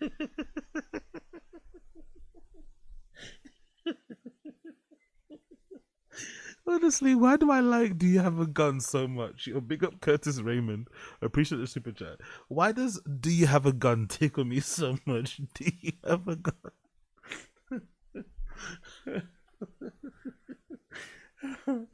I don't know why it tickles me. I don't know why. Big up Curtis Raymond. Appreciate you. Yeah. And you're like hearing the concerns of the other employees. Concerns of the employees, see what's going on, new music, that kind of thing. Just kind of ear to the grindstone, you know? So when LeBron, he's always talking about shut up and dribble, you know, like they tell me. Oh, this is COVID times, isn't it? When they were forced not to do stand up and they were all angry and shit at home and having to hang with their families. Just shut up and dribble. I'm more than a basketball player. But then when it comes to China and Space Jam 2 and them making your shoes, when they ask you to dribble, you ask how high. You know what I'm saying? When they ask you to dribble, you ask how high. What? God almighty. But how many people play soccer? Everybody plays soccer. And who dominates? Messi, Rodolfo. A friend of mine owns. What? Huh? It's a business, a big business, and he's always like, if there's always a fire to put out. Oh, every morning I wake up, there's always a fire. Yeah. Especially because I do so much shit. Yeah. Hold on, isn't that what he's saying? Why is he jumping on? What? Hold on, isn't that what Brian's trying to say? And he's just jumping on it and just saying it himself without realizing he's saying it. You see what I mean about my theory before? My theory was that Brendan doesn't lie. He just doesn't remember what he said. So he just technically I guess he's lying, but he's not lying like with malicious intent. It's just like his brain resets after every sentence. So when he says something, it kind of resets, so he doesn't really remember what he said previously. If that makes any sense. So the first 2 hours of my mornings, that's why I wake up at 4, is untangling the fire before I get it. Untangling a fire. I guess you could say you douse a fire with a hose with water. I don't know. That is athletic greens. You get the powder, you put it together in the morning. It comes in this beautiful little kit. It's a great gift. I'm sending it to my mother. Oh, your mom's gonna love that, dude. Loves I taking wake care up of every herself. morning, right down the hatchet. Oh. That's the best That's the best thing that he's made for Thick Boy. That's what I've sold out. This is probably the best hoodies. It's probably the best piece of merch he made for Thick Boy. This Thick Boy hoodie. This logo is actually quite nice, and the color of the hoodie is nice as well. This is actually the best piece of merch he's ever done. I think that's the one piece that sold out, if I'm not mistaken. And then ready to start my day. Chipigallo. Archipelago. It's impressive. It's impressive, but at the same time, too. Look at the guests he used to get onto Shorb Show, man. Below the belt. Look at the level of guests he used to get on back in the day. These guys would never sit down with Brendan now. I know they're not, elite fighters and shit, but still, like, he used to get some decent guests on there, innit? It's a cursing and a bless because then you gotta learn on the job. It's a cursing and a blessing. Very same thing happened to me with the Ultimate Fight. It's ingrained in your brain to not get hurt again like that. So for James Vick, I'm sure, man, it's in there. You can meet with all the therapists you want. You can meet with all inspirational mind doctors, and people use them all the time. Bram Stoker's Dracula? Check, please. All right. Well, the final thing was we hated our boss, this dude Matt. He was a piece of shit, and he'd smoke cigarettes all the time. So, and he left his cigarettes out one day because he had to go talk to somebody. So I took. Oh, this is a story about putting up his butt in it. I don't believe this, by the way. This is definitely a made up story. And also, if it's not true, if it is true, this is very, very. This says more about Brendan than the bad boss. Because imagine this is the first thing that you want to do. Like what? Stick cigarettes up your ass. What? You could just fart on them if you wanted to. What? Why are you Okay. Took the cigarettes, and everyone's like, "What are you gonna do?" And I put them in my butthole. So his cigarettes, this part he was smoking up had shit on him. So he came back, started smoking the cigarettes. We all started laughing, and I think that was the final cherry on the steak. Cherry on the steak. That was the final cherry on the steak. What? What stays in the desert happens in the desert. Man, what a powerful answer. What stays in the desert happens in the desert. That's right. I don't have an opinion. And he started laughing. I go, At first, I was taken back by it, but then I thought about, God, I knew you more like that. It feels like he has like peanuts in his mouth, innit? Like he's a chipmunk. It feels like he's carrying nuts in his mouth. Back when he used to drink all the time, it legitimately looks like he's got like extra skin hanging off from his face. It's not even like he's look fat. It's just like it's like flabby. Like there's like it's like a pocket, you know. It's not like it's not like he's chubby in the face. It almost feels like he has like a pocket behind his cheeks. Like if you did this, there's like a little flap, a little zip you could like open and put. You know what I mean, fucking hell. Yeah. Because if he would have asked me, I've never tried him either. I would have told him something. Yeah. I said, it's my job to create nothing out of something. Anyway, big up the person that made that, by the way. Frederick Bastia. You're a legend. Big up Frederick Bastia. Okay, let's move on. Let's do a bit of Chin Tzu. Let's see what Chin's been up to. Where's Chin? Thick Boy Studio something. What is it? What video is it? Is it something? There you go. Chin, Thick Boy Studios has the worst co-workers. New random vlog. Bro, all your podcasts, all your vlogs are random. All of them are random. There's no new, old, they're all random, bro. A new random vlog, you know. Something is going on next to the studio. I've been watching a ton of police dash cams and body cam. Of course you do. Of course. There's nothing that screams lonely man. There's nothing that screams lonely man, because I've been lonely myself at times. Remember back in the day when you were lonely and you'd be watching, I forgot that website, what website it was. Do you guys remember the website where you could like watch closed circuit television from around the world? Like in shopping centers, public squares and shit. Do you remember? I forgot the website. It had like different tabs and different countries you can click on, and it showed you like a live feed of like CCTV, and you could sometimes you'd catch things happening live watching it. Do you remember that website? That's prime. Like what's the website that used to have all the deaths on it and shit? Like that's prime lonely guy shit. Prime lonely guy shit is watching dash cams, body cams, CCTV, all of that shit. Like that's and I've been there, so I know what lonely guy vibes are. I'm talking from a point of fucking experience here. Big up all the lonely man them out there. We're alone together, never alone.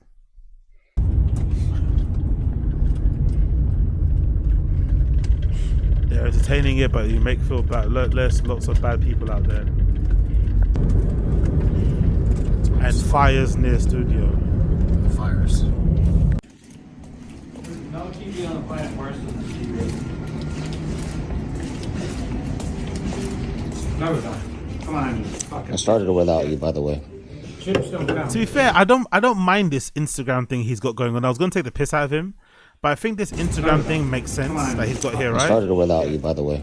So I think this makes sense, the Instagram handle, because in a way, if Chin can find somebody that loves him through his vlogs, then that person definitely loves him. You know? It's a bit nuts, right? Like, it's a bit funny how he's doing it. But if Chin can find somebody who watches his vlogs and says, yeah, I want to breed with this guy. I want this guy to bust inside me, right? Like, I want to live with this guy. I want this guy's 2 balconies. Then that's a person to be with, you know? So I don't blame him for throwing out his, you know, hey, here's my tag. Please. Please. Please. Never done. Come on, fucking. I started it without you, by the way. Chips don't count. Yeah, big up Purple Pidge. Yeah, I was down bad, brother. I was very, very well down bad. Big up Scott L. Clean foreshadowing because he's the bad one. Was her studio as big as Gerardo's fridge. Big up Coiler. I'd let him hit once for the clout. Yeah, I don't know. I think maybe Chin with Kat when she was on the show, he's more clouted up. I don't think he's got as much clout now, you know? Unfortunately. If you do let him hit, you just let him hit for the love of the game. I don't need to schedule a prep call. Casey and I have been doing food and beer on Fridays lately. Come on, you fucking. What? Casey and I have been doing food and beer on Fridays lately. What? So they're not recording today? They just come in to drink and eat at the studio. So I guess Casey's also a lonely guy then, right? So him and Casey, the 2 people that don't have boyfriends or girlfriends, go to the studio just to like drink and like what? And hang out? Or they're fucking on the slide? Because Chin's got his slides on, so he's comfy, innit? Chin's got his slides on as well. He's got his slides on, so he's comfy. Fucking hell.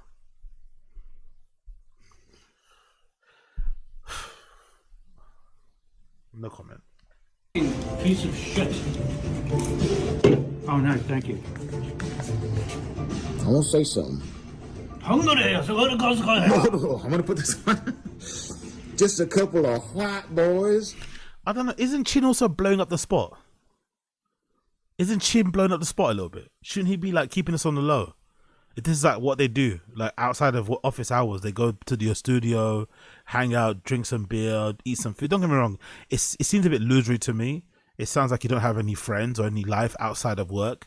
I think I've had the temptation to do that, but previous workplaces I've been at, especially the one I was at previously, had a pretty cool co-working space, and you could go there on weekends. It had you had the pass where you can kind of go into the rooms and use them and shit, or they had like a little communal area. So I could have gone there and recorded content, but it's also I don't want to bring my life outside of work to work, and also I'm doing stuff in it. I don't want to go to work to hang out. It's just a bit weird. If you end up there after a night out on a work day, cool. I've done that before sometimes, right? Where you're with like a manager, and after work you went for drinks, and then the manager said, "Hey, let's go back to the office," and you went back and you got in there again. Cool.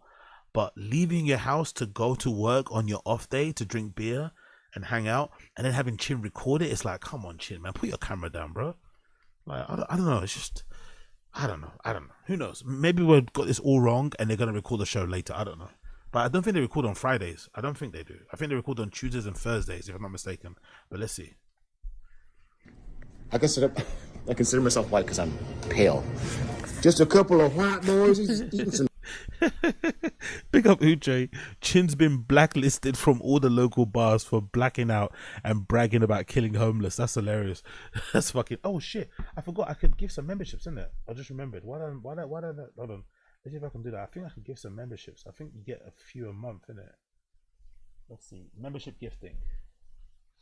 Yeah, there we go. I have 10 left. Let me. Okay, I have 10 left. Let me give the 5 now. I'll give 5 memberships now. There we go. I completely forgot I could do this. Boom. There you go. Whoever gets them, you're welcome. Some Japanese food and a sandwich from Erewhon that cost $19 goddamn dollars. The hell, boys? What the fuck? I knew Erewhon was expensive. Yo, let me mute this while I talk about this here. Hold on 1 second. Big up everybody that got it, by the way. I appreciate you. I knew Erewhon was expensive. I didn't know it was $19 for a sandwich expensive. Oh my god. $19. Erewhon that cost $19 goddamn dollars. What kind of sandwich is that? $19. Wow. For a sandwich. Don't get me wrong, it looks kind of big, but that is crazy. $19. Jesus Christ. Dollars. The hell, boys? What's that called? What did Colin say? He got the cheapest thing in there. Really? He got the cheapest thing in there, bro. Oh my god. Yeah, Erewhon is not in my budget, bro. $20 for a sandwich. Oof. Chin at this angle is looking rough. No one should have the camera pointing up at them anyway, but that angle, bro. God almighty, bro. God almighty. These chopsticks are actually pretty dope. Erewhon etched in. Oh, I never even noticed that. That's awesome. Oh, are those the alcoholic shakes? That's the alcoholic shakes, isn't it? Look at that. That's the alcoholic shakes there. That's awesome. That's the alky shakes. That's the alky shakes. Look at that. That's the alky shakes there, bro. You can't hold the chopstick straight without shaking his hand. Those are the alky shakes right there, bro.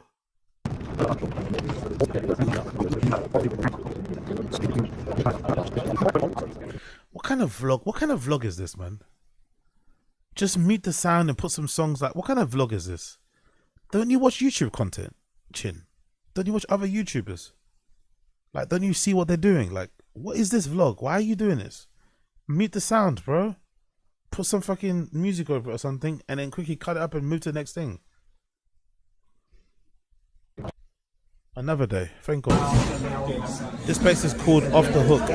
Yeah, bro. So they got that's real lonely boy shit, by the way. That's real lonely boy shit. Being at work when you're not meant to be at work with your co-worker so you can watch TV. Damn. Casey and Chin not getting no bitches, innit? No niggas either. God damn. They didn't record that day, by the way. No work was done. They just went there to hang out.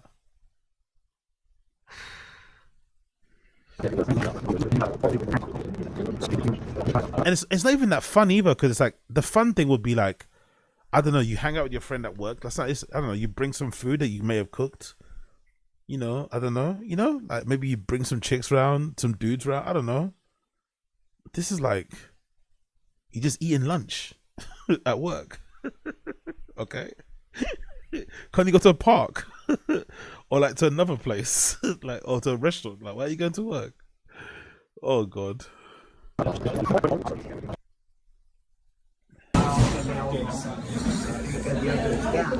This place is called Off the Hook in Los Alamitos. Your big up MC. Apparently on iPhone, YouTube, you can't get gifted memberships. You can't even buy them. No problem, brother. No problem. Don't worry. Just watch anyway. Enjoy. It's all good, MC. It's all good. Yeah, I'm sorry you couldn't get the gifted, but I'm sure next time you will be that lucky. But it's all good, brother. Just watch the show. Enjoy the show. It's all good, brother. It's all good. Ask for a ton of effort. Only guy there by himself with a camera. God damn, lonely times.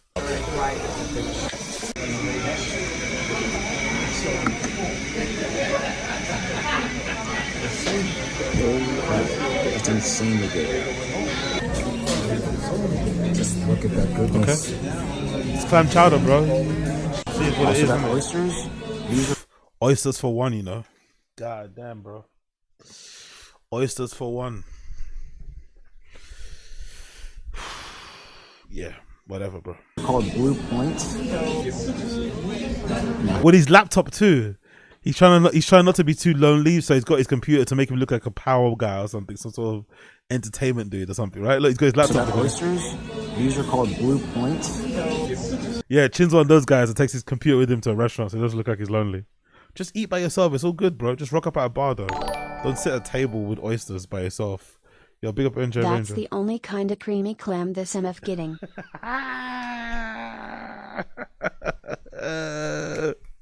Oh, and by the way, he means... No, I'm joking. Yo, big up Enjoy Ranger. Big up Enjoy Ranger. Now here they are, all dressed up.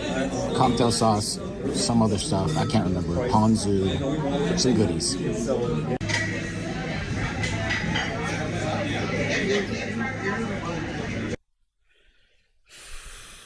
Setting up your camera to do that one shot of you eating that one fucking oyster is something.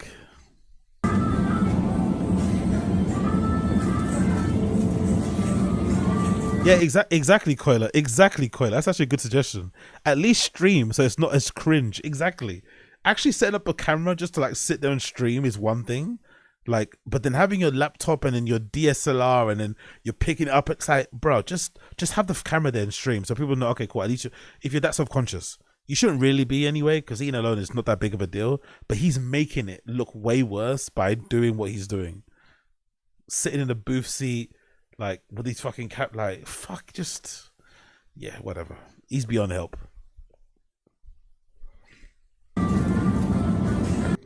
Yeah, big up Assad Aziz. Chin looks like the type of person who have a Bluetooth in their ear by themselves at the bar for sure. Food hall from H Smarts in K-Town, LA. First instant jajangmyeon. I'm gonna say this, and this doesn't mean anything, right? But I have a feeling amongst like real Asians, that are, you know, are like a good representation of their country and their culture, Asians that can actually cook, a part of them is like, yeah, you can, like I do, innit? Like I'm sure we all do. You can take instant noodles and you can kind of like jazz it up in it, right? You can kind of like, you know, do a thing. Spring onions, chilies, you know, kimchi, whatever your protein is or trace, you can kind of take a really simple noodle and like make it something. But I think if you're a real Asian, if you're a real Asian, AZN, you don't play with this stuff. You make your own noodles, or you buy the noodles raw and you do your own thing. Do you know what I mean? You don't just take instant. You don't do this. You know? This feels like something that like gringos, foreigners like us would do. But real Asians are part of elevating and really showing off your ability in the kitchen, and the dishes that you learn from your family and whatever is like doing your own. You don't go straight to the instant. It's a little bit of a disgrace. I don't know. I just feel like it because this is like, can't you cook it yourself? Like, why are you buying? I don't know. Maybe I'm reaching. This is a Chinese/Korean fusion black bean noodles. I love these. This is a naengmyeon, which is Korean cold noodles, and it actually originated in North Korea. That's why you see here it says Pyongyang. Okay, big up. Okay, cool. To be honest, Asians do love instant noodle. Okay, cool. Maybe I'm wrong though. Maybe I'm wrong. Asians do love instant noodles. Sorry. Check Donahue Jr. Nah, instant noodles are a Korean staple. 7-Elevens in Korea have whole house ramen cooking stations and 2 rows of instant noodles. Yeah, okay, yeah, that's true. Actually, I've seen that myself online. That's a good point. That's a good point. Those stations are fucking amazing. We need some in the UK. They'll be amazing for fucking hangover food. Chin only buys and eats these as an excuse to go to the local Asian market to pick up some soju and beer. That's such a great point. Big up Assad Aziz. That's such a great point. Big up Uche. North Koreans watch Chin's vlogs and feel bad for him. Style cold noodle. Pyongyang is the capital of North Korea. I got a bunch of those regular ones as well. Of course, kimchi. Oh yeah, big up somebody in the stream chat said he ain't got no veggies. Oh, he proved you wrong. Whoever said I just missed you. Whoever said he doesn't have any veggies, he proved you wrong. Got some kimchi. No veggies. Oh, proved you wrong. And of course, Korean barbecue, kalbi.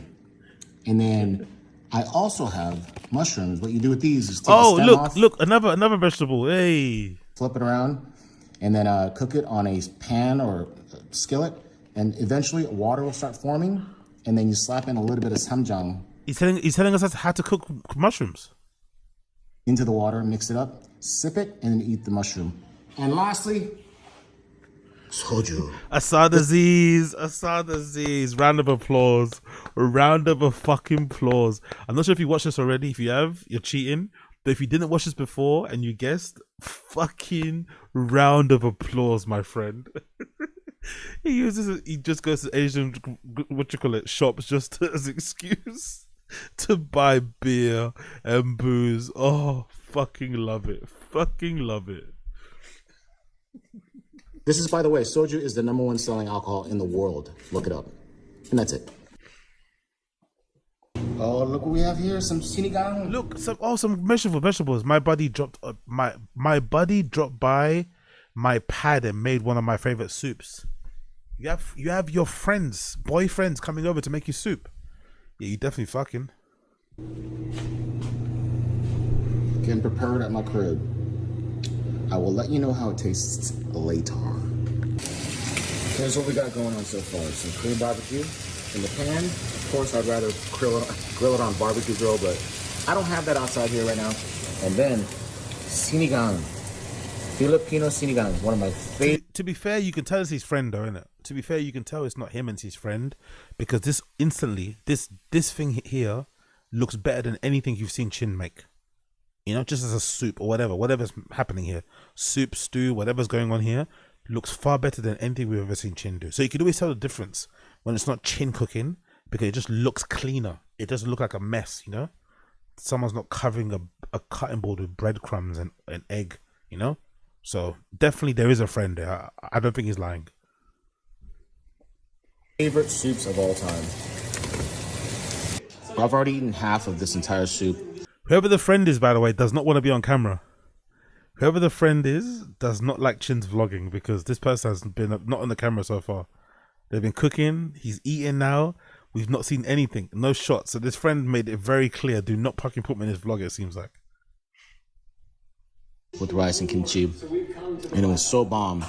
And I asked my buddy to make it with less tamarind, which is like 50% of it. And it was perfect for me. Yeah, it was amazing. bigger persona sees his friend goes to another school. You would have. Those guys in school, we all knew them, innit? We all knew them. He goes to another school, you wouldn't know him. My dad knows karate. My dad can beat up your dad. Like, all right, mate. All right. Now, I loved the clam chowder from, what the hell was it called? Gosh, the Off the Hook in Los Alamitos. So much to where I need to order another one. But this is at BJ's, so let's see if it's kind of the same. I doubt it, but yeah, we'll see. BJ's restaurant, you know, blowjob restaurant, eating clam chowder. The jokes write themselves. The jokes write themselves. That's how much I craved it. Customer service is amazing here, but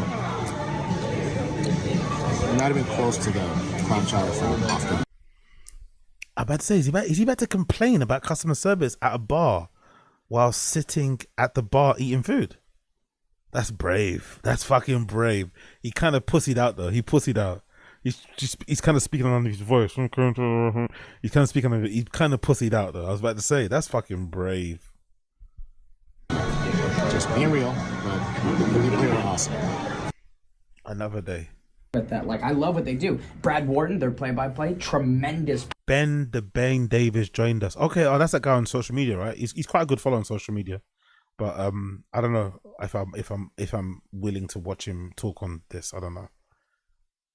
Play-by-play commentator, so I've got nothing but love. But I was also what's the media glizzies? pass at one of them and was like, "There's no one else here," which I loved. I brought honestly, having all of that equipment for that show is just, it feels like such a waste, doesn't it? Like, that's some heavy duty. Don't get me wrong, it's the same equipment they use on Golden Hour, I know, but like recording like that show on this type of setup is wild, isn't it? Like this like shitty show on this setup is fucking wild, but allegedly it's actually quite decent. People actually do quite like the after hours Golden Hour thing. The Meta AI glasses where you can record. My whole thing was. He's vlogging during the vlog. What's with this? Is this a prop or something? Is this some sort of like running gag? The glizzies. What's the glizzies about? Is that like a running gag? Like this is some white boy humor thing, and I don't understand. Okay, cool. Table full of bottles has also a table full of glizzies. Cool, man. Drinks, glizzies, buttons that don't work anymore. You know, nicotine pouches. Cool, man. Cool. That's the most annoying part of the whole fucking thing. 3 months ago. Look, we'll talk off camera. We'll handle this, okay? Comedy. Look, we'll talk off camera. Comedy. Huh? Comedy. Comedy. We'll handle this, okay? Just focused on the dogs right now. He bought in 12, 20 something Costco hot dogs. Yeah, relationship status. Single. When's the last time you had a relationship? And I wasn't about to wait. I look up and she's like, "Oh, none for me." Here's the most important aspect: shared food. You put it on your plate first. Wrong. Chin is still laughing at this, by the way. Chin is still laughing at this glizzy thing. He's been on the show the whole time. Maybe Ben showed him he's still laughing. He's still really, really laughing at this. He's on the show himself and he's still giggling away. I am not following. I think Kev did it correctly to be No, honest they got with you. shared plates. Yep. And he just scoops himself. Sounds fine.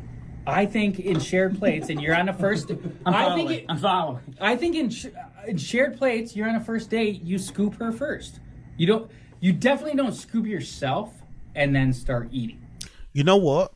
I think you have to take a lot of heed. Nick's kind of ugly, isn't it? So I think ugly dudes you have to listen to because they have a lot more work to do to like make dates go over the line. If you're ugly, you have a lot more work to do. So I would actually listen to Nick when it comes to dating advice and relationship advice and whatever, because he's got a lot less to work with. So, you know, like, listen to him. He knows what he's talking about. Yeah. I think that it's... Yeah, he does, isn't it? He does, MC. He does. He does look like DSP. That's a good point. I just thought about that now. He does, isn't it? He looks like DSP's brother, isn't it? Yeah, it looks like Dog's like, yeah, he does look like DSP. He does look like DSP. He really does. I never noticed that until now. He actually does look at DSP. That's fucking wild. He actually does look at DSP. Fuck you know.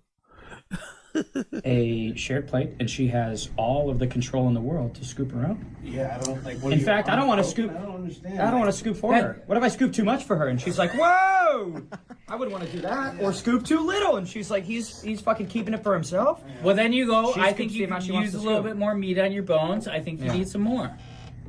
I don't think I would say that. I wouldn't say that last part. I wouldn't say that last part. But I don't think you're done eating, man. I stand by everything else I said. The last part was a little bit of a joke. I'm with you, Nick. I'm with you. I think just being like polite to the girl. Like the girls love when you do stuff, especially for. No. Don't listen to Nick. Don't listen to fucking Chin. You said Nick's getting up. Don't listen to Chin. Chin's not had a girlfriend in years. He probably doesn't even fuck or anything. So don't listen to Chin. Don't listen to Chin. Listen to Nick.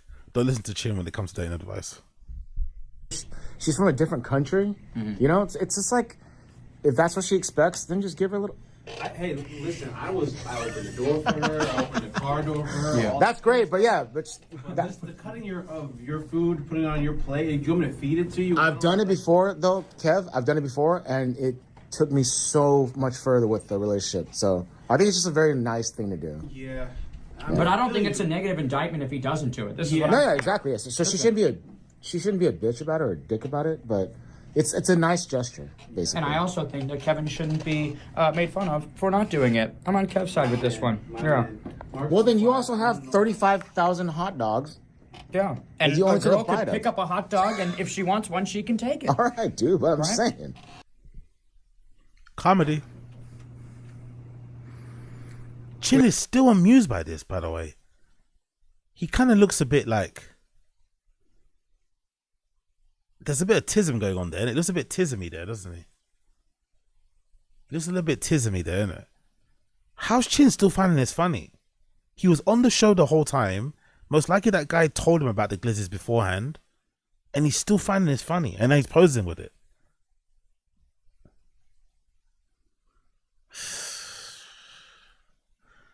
Fucking hell, man. Wait, like pretend like be biting one of the hot dogs. Pretend he actually Pick buying one it. up and then pretend to bite it. Fuck you, asshole. Put it in your asshole. Nice. That's a good one. That should be your profile picture. Now do one where you hold up two. No, Wait, I'm just done. hold up two. Hold up I'm two. done. Hold up two and bicep curl them. Son of a. Can you hold up two and bicep curl? Yeah, nice. What'd you say? You're not going to be racist towards Asians anymore, because you're now going to be racist towards who?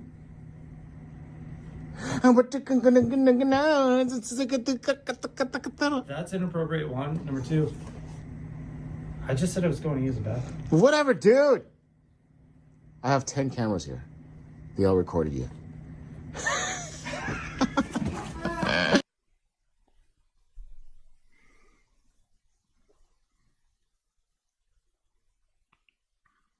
Could you imagine a girl seeing that and thinking that she's going to be in, like, could you imagine trying to attract women based off that type of personality?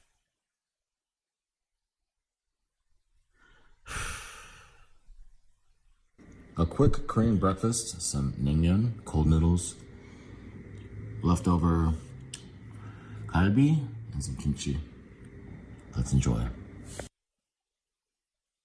Check. And this mic is check. The mic. I have to do this too because the sound. So every time we see Chin in his sandals, it means he's just in there just to hang out. This is like late at night, I think. So I think they're really using that studio, innit? So I don't blame Brendan. It looks like they're really using that studio every day. So maybe Brendan did tell them, hey, you need to like make your own channel. You need to start paying me rent. Because it looks like they're in there a lot. They hang out at that studio now. There's a lot more content being made in that studio. I kind of get where Brendan's coming from a bit. So is the mic on? The mic is on. Or that mic's on. It's definitely on. Yeah. Okay. I mean, you see like the. Oh, gotcha. There it is. Yeah, this is gonna be tough because it's gonna look sick though. Tell me what? Good. Isn't me your rookie poor? I can see your smile. I'd rather you. And bam, just like that, we got our Domino's pizzas over here. Nick's actually got a girlfriend. Nick leaving his girlfriend to go hang out with Chin to record that video is just insane. But it's LA, innit? Like he's got LA brain. He probably wants to be a content creator. He probably wants to have his own podcast. You know, he probably thinks he's a podcaster himself. He's not content just being not content with just being a really good producer and making money from that and then living a somewhat comfortable life. He also now wants to be in front of the camera. You know, he wants to but just, could you imagine leaving your girlfriend at home to go and record that video with Chin? Could you just imagine that? You're at home with someone that you've meant to love and shit and hang out with, and you're leaving her to go hang out with Chin to record that video.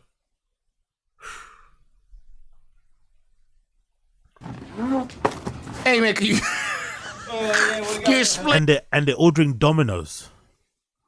Oh look, he's got a Zinger t-shirt. Oh, it's not my name, but yeah, that's hilarious. That's hilarious. That should be that might be a good flip for a logo. Actually, that might be a good flip for a logo. That might be a good flip for a logo, for a t-shirt logo. I don't know what that's from though. What is that? I don't know. Maybe it's a restaurant, but that might be a good idea for a logo flip. Let me actually print screen this. That's fucking hilarious.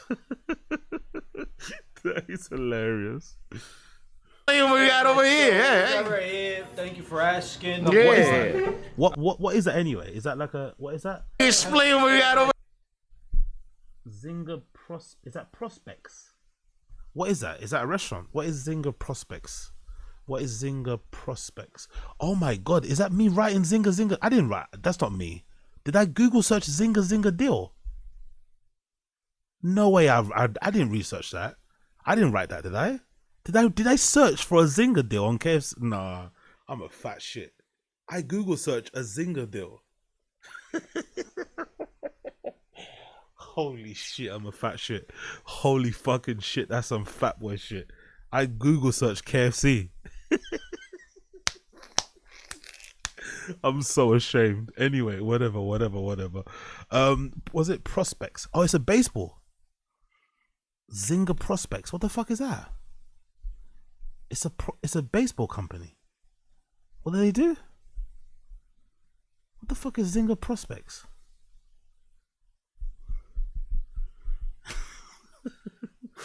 What is it? Oh my god. Yeah, big up Bo Jackson is Zinger with a hard R. What the fuck is Zinger Prospects? Premier baseball program based out of Scottsdale, Arizona. Wow, Arizona might be the place to be, you know. There's a lot of stuff happens in AZ. I might have to go to AZ. No pun intended. Professional coaching private facility. Is that what it is? Zinger Bat Company. Oh, it's a bat company. That's the one. Yeah, that's the logo he's got on, right? It's a professional. What is it? About Us. Is that the same thing? Scott Harris and Pete Lecoq. Jesus Christ. Pete Lecoq, you know. Imagine him in school. The bullying must have been obscene. Pete Lecoq. Incredible. Pete Lecoq, you know. Scott Haynish, CEO, was born and raised in Arizona. He led the high school and state championship, top 5. What did he fucking do? What did this company? I don't want to know about their biographies. What do these motherfuckers do? They make professional fungus training. About Zinger Prospects.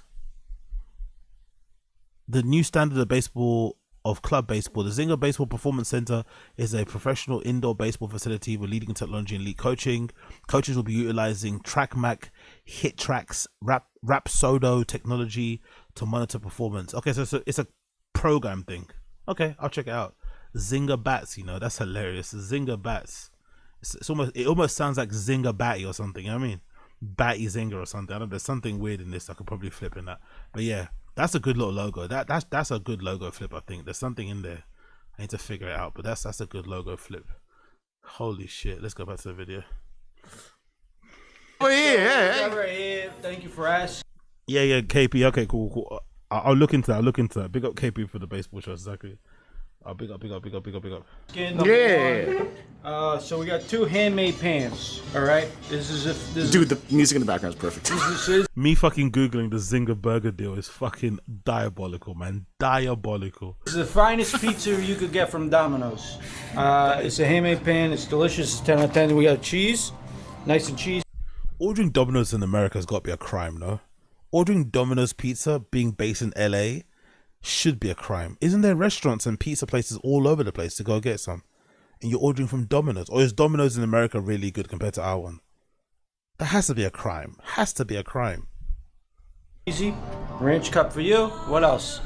Ranch cup. Oh, hey, for you. Forget about it. Hey. Then we got a pepperoni Oh. over here. So it looks a little messy. To be fair, as much as I rag on him for this, at least he's got a friend, you know? At least he's got someone in Casey. Because if Casey wasn't around, he'd be at home right now, making some shitty meal. At least he gets to drive in, hang out with a fellow adult. They get to talk about normal adult things and shit, you know? Maybe. What you guys saying here? Okay, people are saying, big up MC. No, what you call it? Domino's is fine, especially if you're drunk. Nobody admits to eating, but yeah, that's a good point, MC. That's a very good point. Nobody admits to eating fast food, but it's everywhere. Exactly. That's a very, very good point. I just like Domino's. Do something about it, AZ. Big up King. But no, I'm not saying I'm going to do anything.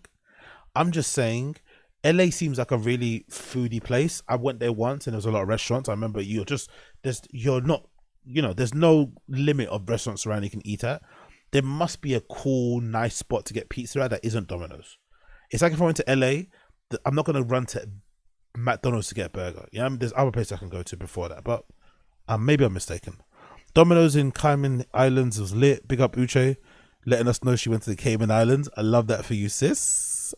Love it. Pizza, bread, and wings for $20, or a fufu sandwich.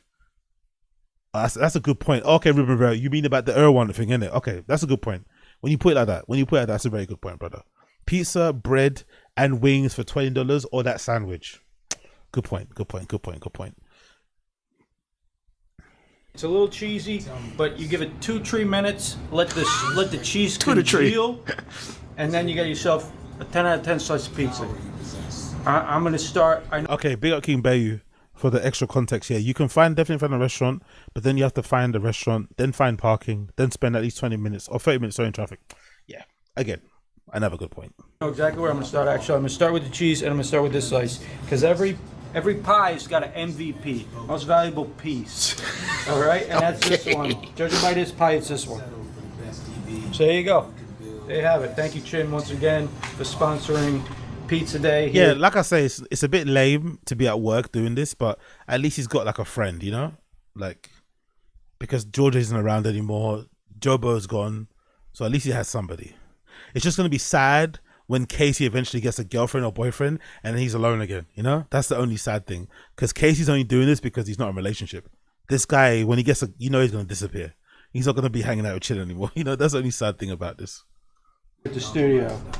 And what do you say when you end it? Yeah, bon appetit or something? What you say? What the hell's wrong with you? I don't know, man. On the right. Who said it? Big up Koila. But what is the other guy there? Is he divorced? Probably. Doesn't this look like two divorced dads though? Doesn't this look like two divorced dads just hanging out? This is definitely giving divorced dad energy, man. This is just like, oh, I don't know.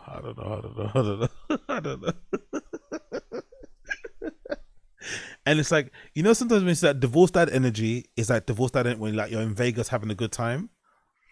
But this feels like divorced dad energy. It wasn't their decision, you know. They were surprised, you know. They came home and their wife wasn't home, or they came home to a letter, or they came home and couldn't open the door. You know, this is what this is giving. I didn't want the divorce. I didn't initiate it. He's got over 1 million. Watching and golf. The guy on the right's part of good. They have almost 2 million. But yeah, this is my favorite stuff. It's good golfing. This is also a sign that Brendan definitely fucks in here too. By the way, that they use this a lot. You know, this is an insight. Like this isn't just a workspace. They hang out. Because if Chin's doing this, and if Casey's happy doing this, it means that their bosses do it too, you know? like, I don't know. It's a bit of a reach, but I feel like this is a sign that they definitely fucking there. Or what Brendan does anyway.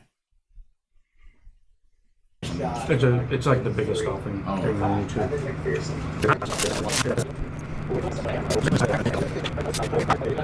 Here's a berry. Trick or treat. Trick or treat.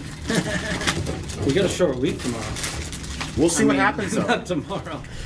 Right. Is that all the free drinks they get? So I guess they get given a lot of free drinks, isn't it? Because of podcasts, they probably get sent a bunch of shit. Look how full his bag is.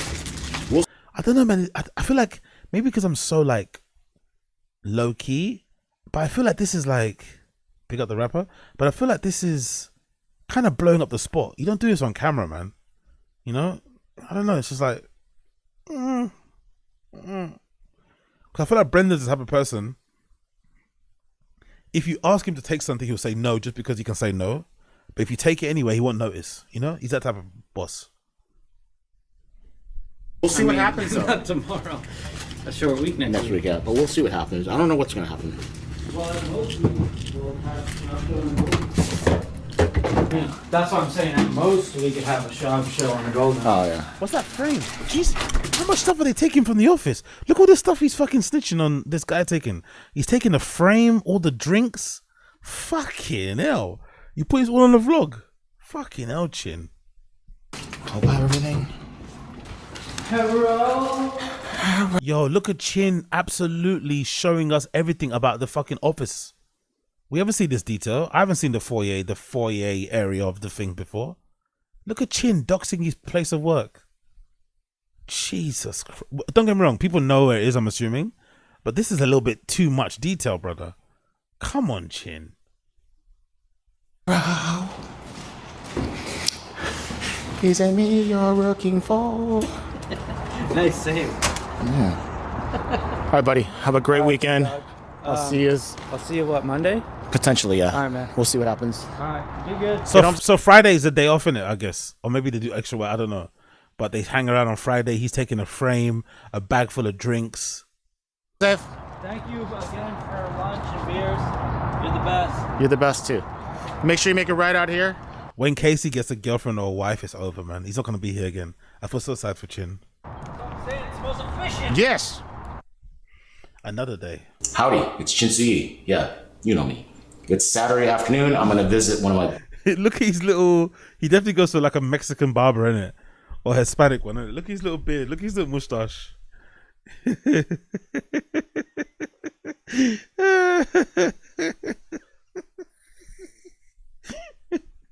He thinks it's raza. Look at him. Look at his little touch. Oh, fucking hell, Chin. Best, closest buddies that I met at work. When he worked at Malco, when I worked at Showtime. His name's Kevy. He's been on the vlogs many times before. So let's go visit him at a place called Gyukaku, which is Japanese barbecue restaurant.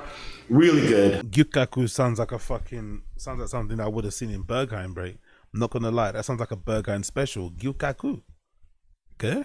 You know I love Korean barbecue, but Japanese barbecue is also really damn good too. So I'll take you guys there.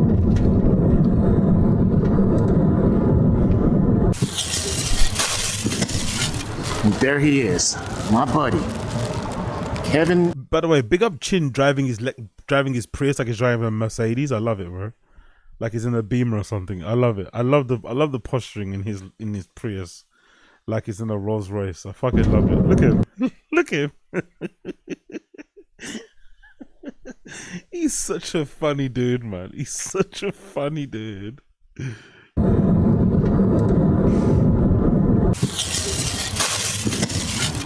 There he is, my buddy, Kevin Ogart.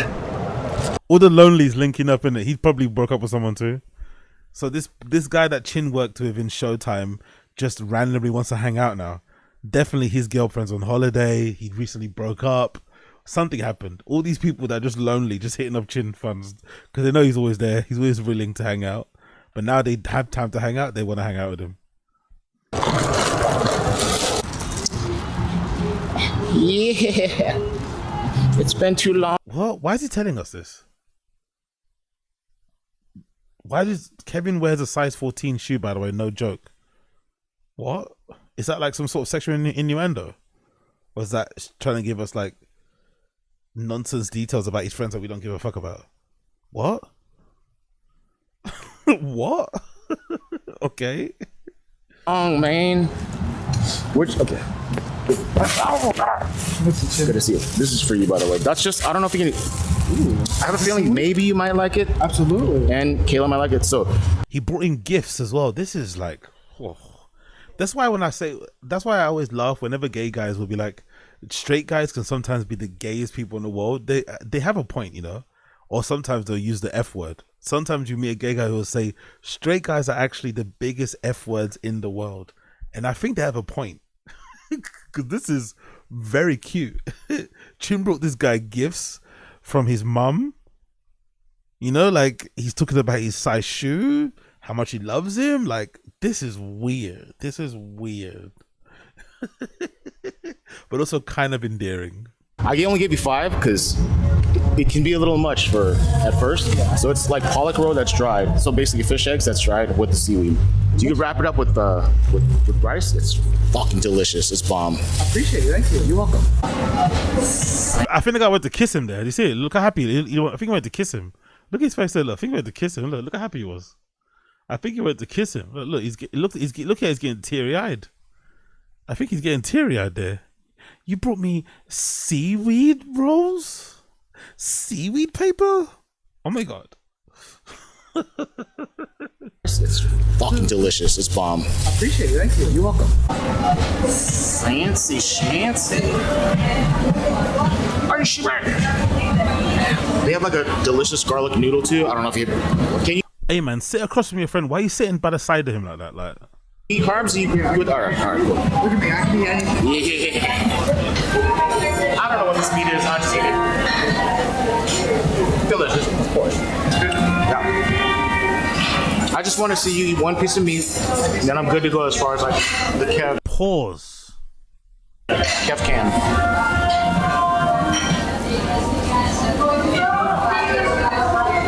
Fire? Green barbecue chin. It's Japanese though. Japanese barbecue, Korean barbecue. Any food with chin? You the man. Any food with Chin? Like, he's really happy to meet Chin, isn't it? God damn, girl. Let's relax a little bit. Any food with Chin is fire. If I go half with you on this for paycheck as well. Let's not talk about money, okay? But I feel like I gotta treat Chin once. No, sir. It was just your birthday last week. So all this is on Chin. Chin's buying. Chin brought gifts. He's paying for the meal. So shut your faces. The big 2-8. I'm scary. Oh, dude, how dare you? In front of me?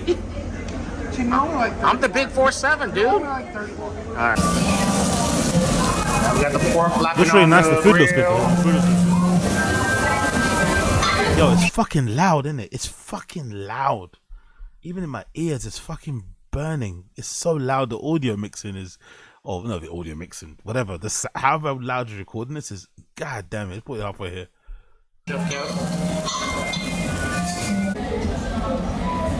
This will be the final boss. Spicy shrimp, fresh, ordered by This is really the good one and though. only Heavy. And on the high note, spicy shrimp. All right, Kev. Ooh, that was a lot of food. We had a delicious meal That was a great meal. and good memories, good time just Great reconnect. conversation, great Yeah. food. Mm-hmm. And Chin was here. She was here, and my car is still there. I thought it might be towed away because it's only 90 minutes, and we've been here for about like what, 5.5 hours? Yeah. 7 hours? We haven't stopped eating since the morning. Yeah. It's now what, 4? About 4:15 a.m. Yeah. Right. Yeah, I feel like this dude is recently single. I don't feel this dude like, I don't think he's here like, you know, just for the Chin hangout. I feel like this dude is recently single. That's why he's hanging out with Chin. Unfortunately, it feels like it. I could be wrong, but it feels like it. Okay. All right. Tis all. Here's a little look at our family, Korean families' holiday meals. Tokuk, mandukuk, so that's Korean dumplings and rice cake. We have some hot wings. This was from, good. Round Table This Pizza. was good. We also have This a was bunch good. of Round Table pizzas right here. This King was Arthur good. Supreme, right? That some japchae, Korean noodles, and a bunch of kimchi. fish. Is that how they eat in Korea? They just have random pizza on the table along with all the Korean dishes. That sounds like a fucking dream. Loads of homemade Korean dishes and then just pizza. Fucking hell. All the good stuff. That looks fucking good. The best meal he's had, he doesn't show us any details. He just skims across it. He's eating fucking Korean barbecue for the 17th time, nauseating zoom-ins of fucking shitty pieces of meat. He's cooking some shit stuff at his house. He takes 30 minutes to explain him making a sandwich. But the best plate of food, the best table of food that we've seen him eat, an entire vlog where he's back at home, he doesn't even give us details. He doesn't really stay too long on it. He just skims over it. Fuck, you know, classic Chin. Classic fucking Chin. Fish, all the good stuff. And here we are at the Winter Wonderfest or Wonderful Winterfest or something like that. I don't know why I'm here. I know why I'm here. Going to Winter Wonderland by yourself is wild. We have a version in the UK. I think every country has a version of this type of thing during Christmas. And we have Winter Wonderland. Going to Winter Wonderland by yourself, I'm all for solo thing. You know me. I solo travel a lot. I solo eat out all the time. Go to the pictures by myself. But going to Winter Wonderland by yourself, god damn. God damn. For family. Is his family there? Okay, so his family is there. Okay, cool. You see, the beauty of this Christmas fest is like you have so much parking lot area. It just makes you feel like you're at a winter wonderland. There's no way in hell. What? I'm doing that or that. So he's there with his family, but his family ran away from him so he can record these vlogs by himself. Chin, put the camera down and go hang out with your nieces and nephews. Please, for the love of God. Help them out on the fucking rides. I don't know. Win a fucking teddy bear from or something. What's he doing? Is this really what I think it is? No, I don't think he has a family. I think he's there with his family, it seems like. Because we saw the previous vlog was him eating a meal with his family. So I'm assuming he came out with some of his family. Maybe like cousins, aunties and shit. So I think he's there with his family, but not his actual family. Like, you know, kids and shit. Relatives. So,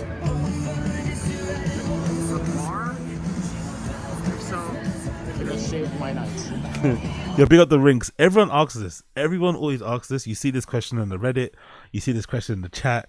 Everyone always fucking asks this all the time. Literally, who's watching these vlogs? Surely this is only homeless cats at this stage. It's wild. Yeah, that's the thing, bro. I don't know. I don't know what the answer is. I don't know what the answer is. I think he kind of knows. No, let me not lie. Let me not lie.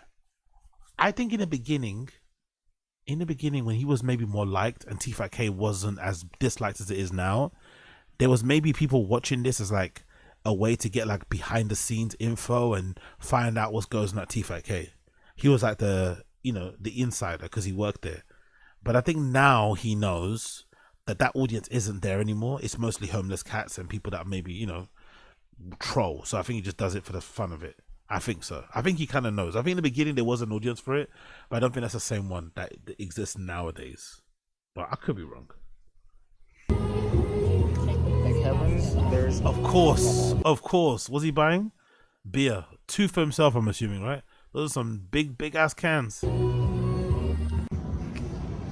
Where's his The Winter Wonder Freedom Land. So there's a person next to him. It's a little chilly. Is he joking around? It's beautiful. Check out all the picnic tables and all these VIP spots that no one's taken up. There's a cocktail area there. Why is he like what? So what? Yeah. Good times. I said I wasn't going to ride this, but I did for family. Okay. Cool. They don't want to be on camera, by the way. Make sure. It's not what I expected, but we are here. The ramen is here. What's that? Hakatu Ikosha Ramen in Costa Mesa, California, after the Winter Wonder Town Festival of Lights and Parking Lots. Why is he ribbing on this Winter Wonderland so much? What's this joke? What's this troll? What's this insulting of the Winter Wonderland? Why is that funny? I don't know why is that funny?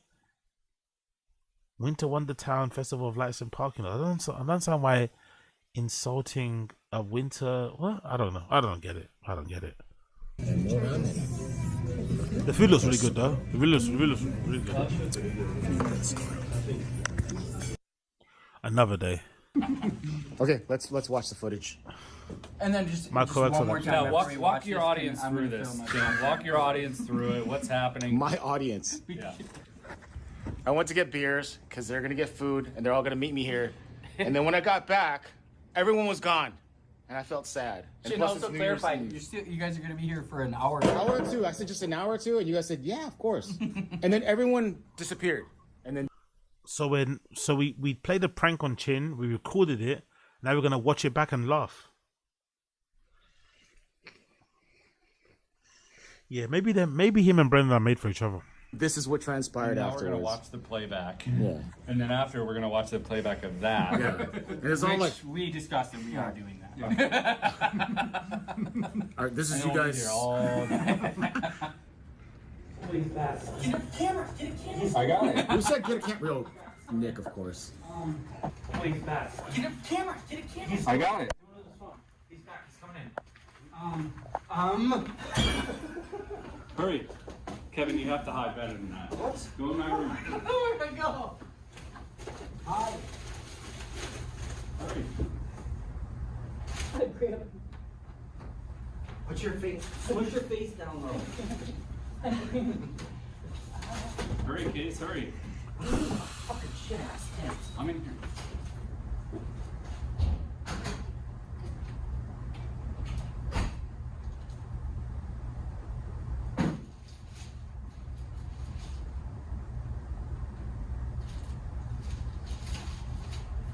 What the fuck is this? Jesus Christ. Jesus Christ.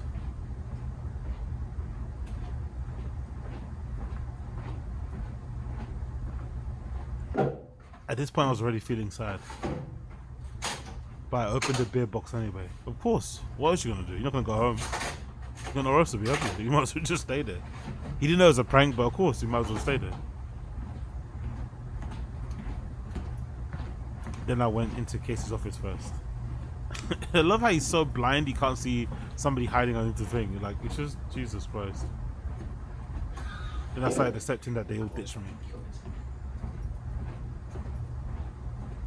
Then I walked into the golden hour room to see if Nick or Kev was there. This is a big ass studio, isn't it? That's an actual big room, man. Nobody there. There's all those. So, because I'm just realizing this is not even the studio. This is just like the communal area. This is a fucking. This. Do you. What the rent on this property must be crazy, isn't it? Or the rent on this studio unit. Because this is just a. This is like the foyer communal area. The kitchen where Brendan pisses in. Right? They've got that table there that they used to use for Calabasas Fight Club. That's obviously not there anymore. Fight Companion. Like, this is just a communal area to hang out in. All the studios are in little rooms. These are the studios that they actually record in, are in the separate rooms. So they must have like, I don't know. Let's think. There's probably like 1, 2. There's probably like 1, 2, 3 on that side, and then probably 2 on that side. So there's probably 3 separate, 5 separate studios. Not including this big space here that could also be partitioned off to studios. There's 5 separate ones.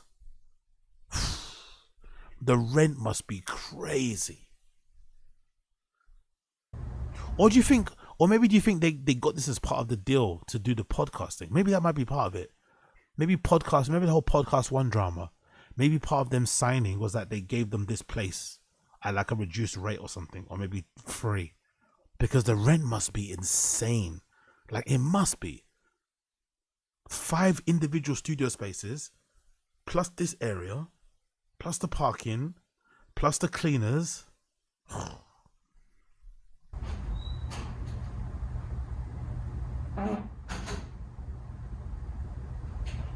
That's when Nick farted hard.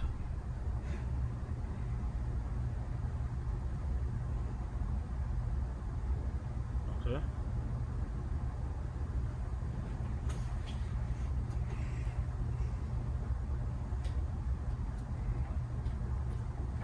Yeah, exactly. Big up Uche. Is that crazy to piss such an open space? Yeah. It's one thing pissing in like a toilet, like a separate WC, right? But like in that kind of open plan area, it's just wild because someone has to see you. Someone walks past and sees you pissing on the sink next to their fucking Tupperware. Ugh.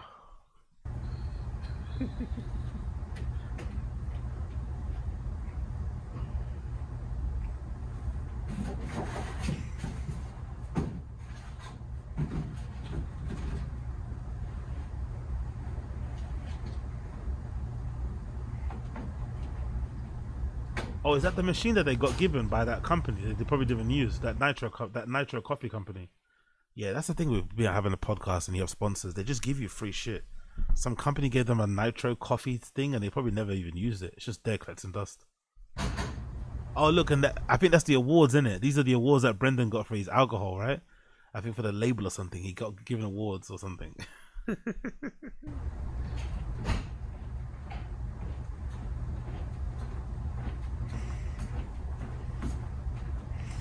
Finally noticed someone moving my car. Yeah, there you go. There you go. Yo, big up the Rinks. Was that once AZ has 100 members, you'll be in the studio space like this? So yeah, for sure. That probably is that'll probably be the big thing I do get actually. Once I do start getting like proper members on this channel and shit, that's probably the first thing I will get. I'll just get a studio for myself just so I can, and also be better because I could then just do stuff like I could have a schedule. Like I could just treat it like a 9 to 5 and go in, you know what I mean? And record like 5 times a week and shit. With having to move because I have to always fucking move this fucking thing where it is in my living room and shit. So yeah, that'll definitely be something I'll get. But it won't be this big. No way. In London you can't find no. If it was this big, I'd be paying like I don't know. I don't know how you'd even check that. Like a 5-room studio because what's that? Yeah. Because technically this will count as 6 rooms, isn't it? Technically. You know how property developers, also estate agents and stuff like to like, add rooms that don't exist. So this will probably count as 6 or 7, but technically there's 5. I think there's 3 and there's 5 and 2 on the other side. So, but I think they'd probably count this main area as another studio space because you could easily partition it off.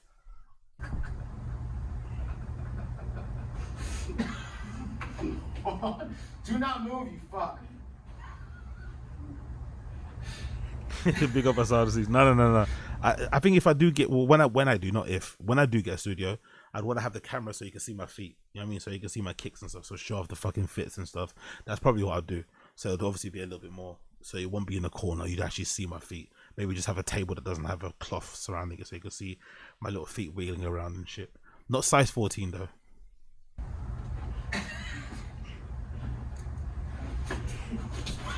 Shit. I literally was walking around like, you sons of fucking bitches. Oh, big up Keith T. That's a very good point. You never see Chin taking Tiger Fit. Yeah, I don't think you saw him talk about it. And this is he's an alcoholic too, so he knows his drink. So he knows no Tiger Fit. Yeah, he drinks a lot, but he doesn't drink Tiger Fit. He's got standards. And big up Super Joe Lazy will have a yeah, probably. Yes, but to be fair as well, when it comes to work, I don't really get fucked up on here anyway, to be honest. So that's probably not going to be a thing to do. I'm not really on that kind of vibe. If anything, like the other streams, I get sleepy on here because sometimes I'll come back from a really hard workout or I went cycling or something and I come back and start streaming and I'm obviously falling asleep. I think I've done that a couple of times on here where I'm definitely just rambling and saying things that don't make sense and saying yeah a lot. So yeah, that happens, but I don't think you're going to see me high on here anytime soon. Oh my god, you're dead! What the hell are you doing? Did you guys hear me fart when you left? The second that door shut and you walked out, I farted like loud. Part of me feels like the fact that they did this joke on him, this prank, makes me think that they know that he kind of fears being alone in a way, Maybe I'm reaching a little bit, but I feel like, like they kind of played into the fact that Chin has this fear of being alone and being left, or maybe he has a traumatic story about being abandoned and stuff, right? You really thought we left? Chin, where the fuck are they going? I walked back outside, I'm like... Great content for a vlog, bye. Great content for a vlog. Wait, so the fact you had to go outside to see if our... Yeah, because I'm like, these motherfuckers... Yeah, the bus side is worth it. Yeah. Hell yeah. Great idea. Great. Pity. Don't ask reasonable questions. How redacted is he? They were in the most obvious places. That's the whole point. You said it yourself. Redacted. don't even try to make sense of it. Just enjoy it. Just enjoy the shit show. He didn't see him like whatever. Just don't pay no mind to it. Hey, way to interrupt Kevin. Where's Mark? Yeah, good question. Did he leave? He left. He didn't leave. He's the one that actually really Yeah, he left. left. Yeah. He's like, yeah, I'm gonna hightail next week. But that makes this even sweeter. And then I was like out of breath when I was under there, and he's like walking and like as he's making noise, I'm trying to go.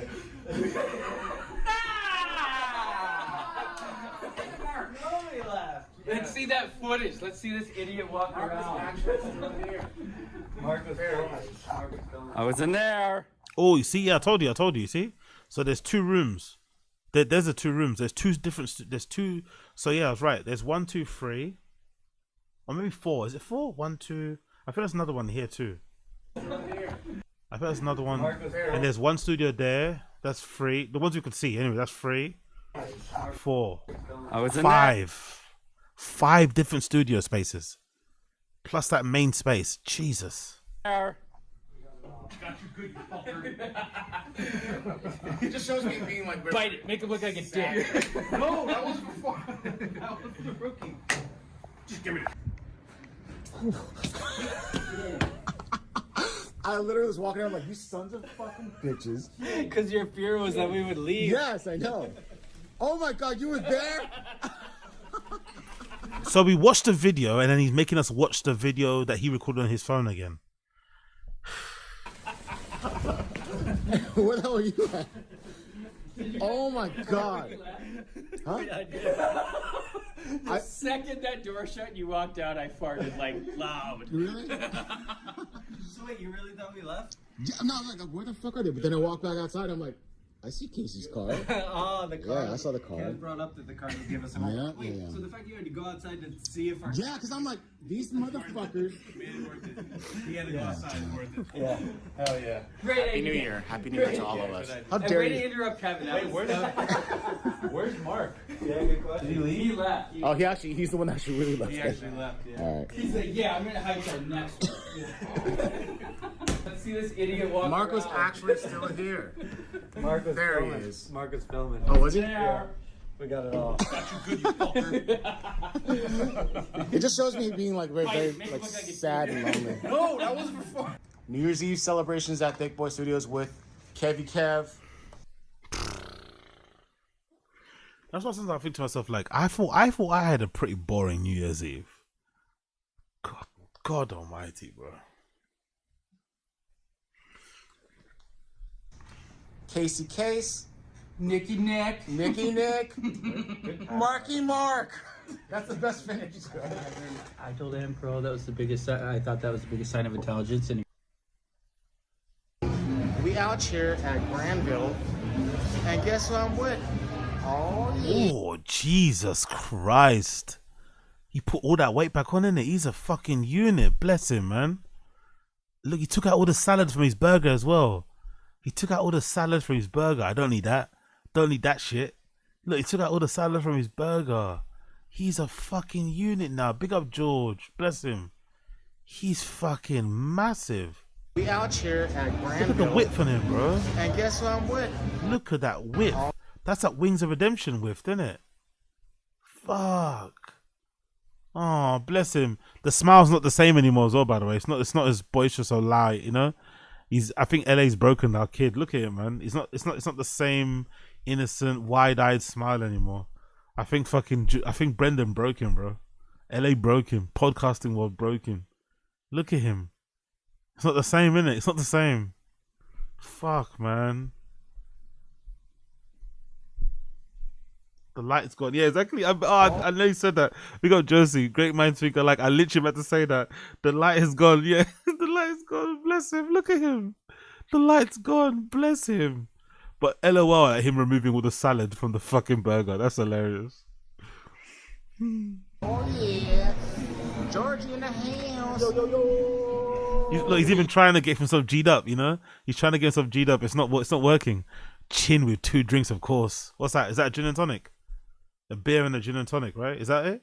Of course, Chin. 2 beer. Like, yo, Chin's a real alcoholic, innit? Real rap alcoholic. I love to see it. Fucking hell, Chin Suyi. Look at that. 2 drinks in. You learned from Brendan. 3 tacos and some sort of like just regular hamburger. Hamburger. I'm gonna enjoy now. I miss this guy so much. You guys know him, Georgie Porgy. Yeah, the guy that Brendan fired, you piece of shit. Like your boss fired him for no reason. Your boss fired him because he couldn't afford to pay his wages and would prefer to use his wages to buy Hummers. The guy was a proper Brendan fan, lost a bunch of weight, followed for Brendan, became a fan, then ended up working for them, dream job and shit. And they fired him because Brendan wanted to use that money to buy his fucking Dodge or something. And then kind of did him dirty and said he didn't like. Honestly, that firing of George was the most scummy thing ever, Brendan. Not scummy thing ever, but it was up there with the scummiest thing he's done. And Chin didn't say anything. Just let him do it. Didn't even fight for his boy. My best buddy. All right, so I'm currently on my way to Orange County. Driving to a doctor's while recording a video like this again, is insane. This time for my freaking heart rate, which is like... All that money he has, right? All that money that he makes, all those cameras, 2 balconies, and he doesn't have money to just buy a stand to put his like phone on, like a little thing to hang his camera from. Really, you don't have anything. You have to hold the phone in your hand while you're driving at 60 miles per hour and shit. Insane. Insane. Maybe just a really good driver.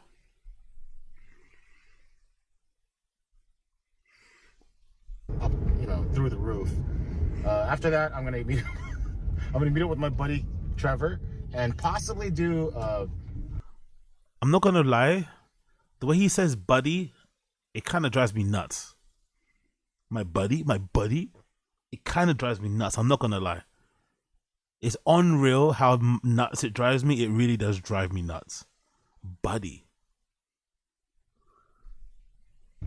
A video of just us eating jjajangmyeon, which is like the Korean Chinese fusion noodle dish, black bean noodle dish. So I might do that, but we'll see. Other than that, maybe I'll just film like what I'm doing today, since I'm gonna be, Maybe don't film it. Maybe don't film I'll it. keep you guys posted. No, don't keep us posted. Don't keep us posted, please. I think he's recording himself getting his blood work done. 5th time I've been. This is definitely one of those alcoholic copes, isn't it? This is like Bert. Bert does this, isn't it? This is definitely one of those alcoholic copes. Maybe Uche would know more about this. Like this, like over, what's the thing called? Is it over analysis? I don't know what the word is. Like there's it's like a hypochondriac thing. Is that like an addiction thing as well? Because Bert has it. Bert's always getting his blood work done, doing this done. Is that like an alcoholic thing? In the hospital in the last 2 months. Just a bunch of stuff, which I might just explain later. But for now, yeah. What? He's got low testosterone. Hold on, there, here. 5th time I've been in the hospital in the last 2 months. Just a bunch of stuff, which I might just explain later. But for now, yeah. Wow. Big up Uche. Is he got low T or something? Yeah, big up Uche. Okay, it's just a cope. Okay, cool. Like 5 times in 2 months, which is kind of crazy. Alrighty, finished up at the docks. So what's happened? He gave me some medication. I can't pronounce it, but it's supposed to lower my heart rate so that I can get my epidural eventually. So he's got high blood pressure or something. And he's not made any connection between the booze and all the fucking fried food and shit. No? Okay, let's see.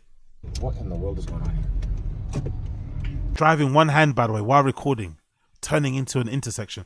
Yo, you Americans, the way you guys drive is fucking nuts. I think it works because you have really big roads. But this is insane. This is at junction, no? He's holding the phone with one hand, driving, while also... This was like a Jack Doherty moment. So right now, I'm heading over to my buddy Trevor's studio. Since I'm in Orange County, well, sort of Orange County, Torrance. Since I'm in the area, I'm gonna go visit Trevor and his buddy Just grab some food and grab some sips. So I'll take you along for the ride as. Just at the doctor's for high blood pressure or high rate, whatever medicine that was, and now he's going to his friend's house to go drink. Great. Per usual. Where's your camera? Upstairs. Well, now it's a little too late. Where's your camera? And my phone. Buddy, like all these buddies with like proper built out studios and shit that they spent millions on, thousands. I say millions. It's like, what's the point, man? What's the point? These guys, I don't know. Right where yours is. I'm just creeping down to the nut area. Yeah. We are currently at Trevor's studio, and we're gonna go eat some shabu. Apparently we've been there before. I don't remember, but it was good. Shabu's always good. The only thing that I don't like about shabu is the sodium. My face gets so fat, you know. That's what's the sodium? Okay. Sodium is flavor. It is, yeah. Okay, we have arrived. Yo, how short is that guy? Is that guy walking on his knees? Is that guy walking on his knees? It is, yeah. How short is that guy on the far right? Look at the friend, right? Look at the friend here. Look at the guy next to him. Okay, we have. Is he like 1 foot? Like what? Holy shit! How short is that guy? No way! Holy shit! How short is him? Oh my god! Hold on, is he actually a little person? No. Is he actually no. Did I fuck up? No, he's not. Is he actually, because he does have the bum? No. He's actually a little person. No way. Is he actually, if he's a little person, I'm fucked. I might get demonetized. Is he a little person? Hold on. Don't scare me. He's got a little walk. He's got a little Brad Williams. To broth. No, he's not. Look, he doesn't have. No, he does. He looks. No, he doesn't. He looks regular. He's just really, really short. I'm not regular. Oh, I don't know. You know what I mean. You know. Okay, I'm backing out. Chuck E. Cheese. Broth. Oh, his chin just And really there's also tall. some That guy looks like a Filipino places fucking child. Like a Over child. there, and over there, there's particular places in this parking lot, and we might try later. He looks. Give me a full shot of your friend, bro. Hold on, look how tiny, even in the restaurant. Look. This place is just exact. Look at the guy's head. Okay, sitting down. Okay, can't see. Oh, you can't see it. Wow. I played before. Okay, no, there he. Okay, he's regular. Why is he? I think it's just the angle. He just. Okay, it's just. I think it's just the angle. I played before. There he is. There. Okay, it's just the angle. That's him there, right? It's just the angle. Yeah, it's just the angle. He's not that short. I think it's just the angle. Okay, false alarm. We're now entering the buffet area. Yeah, I think it's just a short.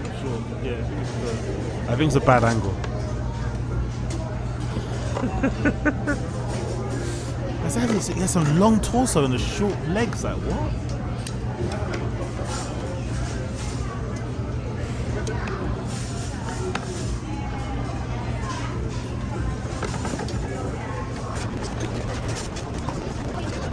Thank God you spelled it out. Thank God. This is what we have so far. What would you call the rest? Oh wow, this is different too. Okay, cool. Interesting. There's Trug. I'm coming here on my birthday for lunch. As you should. Who said in the stream chat something about if they see two people like these are the type of people you think would be Chin's friends? And they do, and they look very much like Chin's friends. That's a very good point. Whoever said that, I forgot who said it in the stream chat, but if you had to imagine what Chin's friends look like, you definitely think of these two guys, isn't it? Alright. So far the food has been pretty damn good. Oh, big up Asada Seeds, big up Asada Seeds. There's a ton of people out here. And, I feel. Thursday afternoon. Huh? Thursday afternoon pops Thursday off. afternoon, yeah. But so far, everything's really delicious. And look at that. Bam.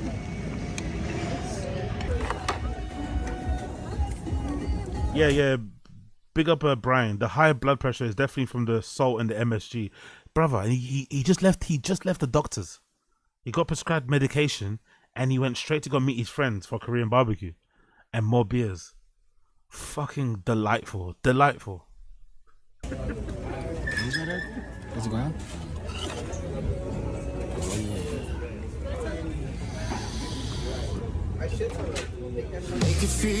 Yeah, they're definitely. That guy's turned into a fucking tomato, innit? Look at his fucking face.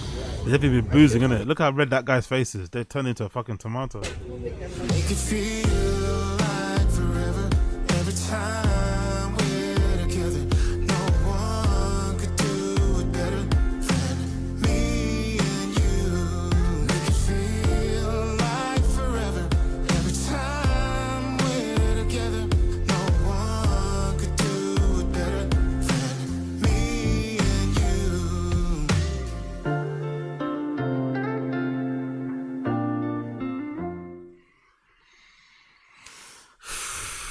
That was tough, man. That was fucking tough. Again, do we know who this is for? No. Do we know I exist? No. Are we entertained? Yes. So keep them coming, Chin. Keep them coming. I'm going to just make him like them. I want him to make it keep coming. So I'm going to click like. Make sure you click like too, okay? Make sure you click like too. Make sure you click like too. That was something. That was fucking something. That was fucking something. I don't know what it was, but it definitely was something. Jesus Christ.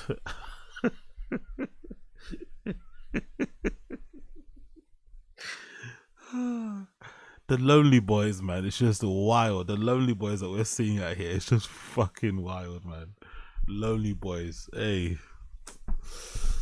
Just whenever you feel down, like sometimes I watch that Wings of Redemption. Yeah, when I'm feeling fat. When I've like had like, I don't know, 3 different Uber Eat deliveries in a weekend, I'll watch Wings of Redemption to maybe go and work out and stop eating like a fatso. And when I'm feeling like a loser, I think a good thing to do is to watch Chin content. You know, you're never that bad. You're never ever that bad. You know, just watch a bit of Chin and it'll make you believe that you're never that bad. I promise you. Yo, big up Jordan Ray. Appreciate you, Jordan Ray. Appreciate you, Jordan Ray. Big up Jordan Ray. Thank you for the super chat. Let's continue. Let's go on to back to TFATK, and then we'll check another video out. Let's go back to TFATK. We did that, innit? We did that page. Yep. Let's go on to the previous one. Let's see what we got here missing, and then we can continue. All right. What have I missed out on here? When I read a dope ass shirt that informs me life is too short to drive electric. Yeah, okay, true. Pull the fuck up, Bill Burr and Josh Homme. What's this about? No, but they do say they say count sheep, not counting sheeps. Yeah, One of my thing is not in my house. My favorite thing is people not only fucking up sayings but combining them. Oh my! This is like you're not the smart. He's not the smartest. He's not the smartest tool in the shed. Yeah. It's the latest one I had. It's not the sharpest tool in the shed. Right. Or when someone says it's not rocket surgery. Or it's like, said that? Yeah, it isn't rocket surgery. Yeah, I write them down. You want to hear a few? Yeah, let's do it. Okay, let's do this for. Okay, that's good. That's fucking good. Yeah, that's fucking good.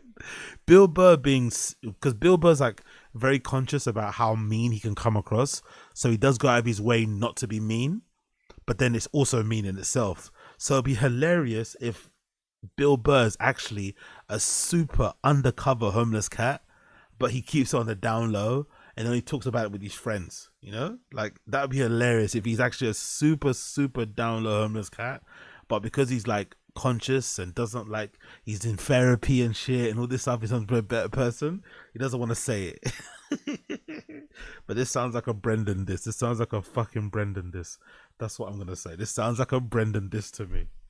Big up fucking Bill Burr. Female comedian claps back at David Lucas open mic. What's this about? I've not seen this. What's this? It's on Instagram. What's this? What's it this? Who is this female comedian? Let's put the sound on. medium-sized water balloons in her shirt. Hold on. Let me refresh that. Who's this? What's this about?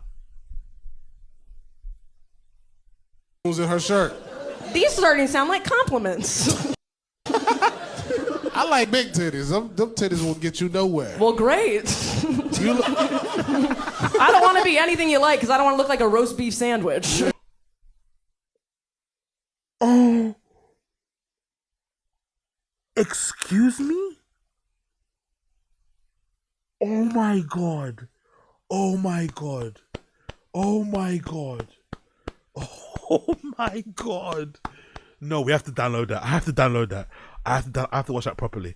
I have to watch that properly. I have to watch that properly. Oh my fucking god. Oh my fucking god. Lady, whoever you are. Who's this lady? What's her name? What's this woman's name? What the fuck is this woman's name? What's her name? Tamara Rubin. Take a bow. Tamara Rubin 69. Take a fucking bow. Oh my fucking god. I don't want to look like anything you like. Holy shit. Boom roasted.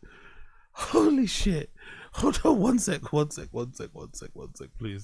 1 second, 1 second. We have to get this on quick time. I have to watch this properly. I have to watch this fucking properly. I swear to God. Okay, we're back. Oh my god, I've not seen this before. Oh my fucking god, that was good. Oh my fucking god, that was fucking good. Where is it? There we go. View. Let's go full screen. Let's watch this in full detail, please. That bitch got 2 medium-sized water balloons in her shirt. These starting to sound like compliments. I like big titties. Them titties will get you nowhere. Well, great. I don't want to be anything you like because I don't want to look like a roast beef sandwich.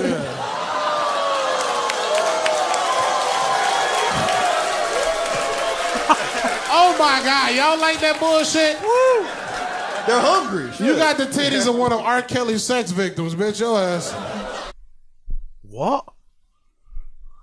You got the titties of big titties. You got big titties.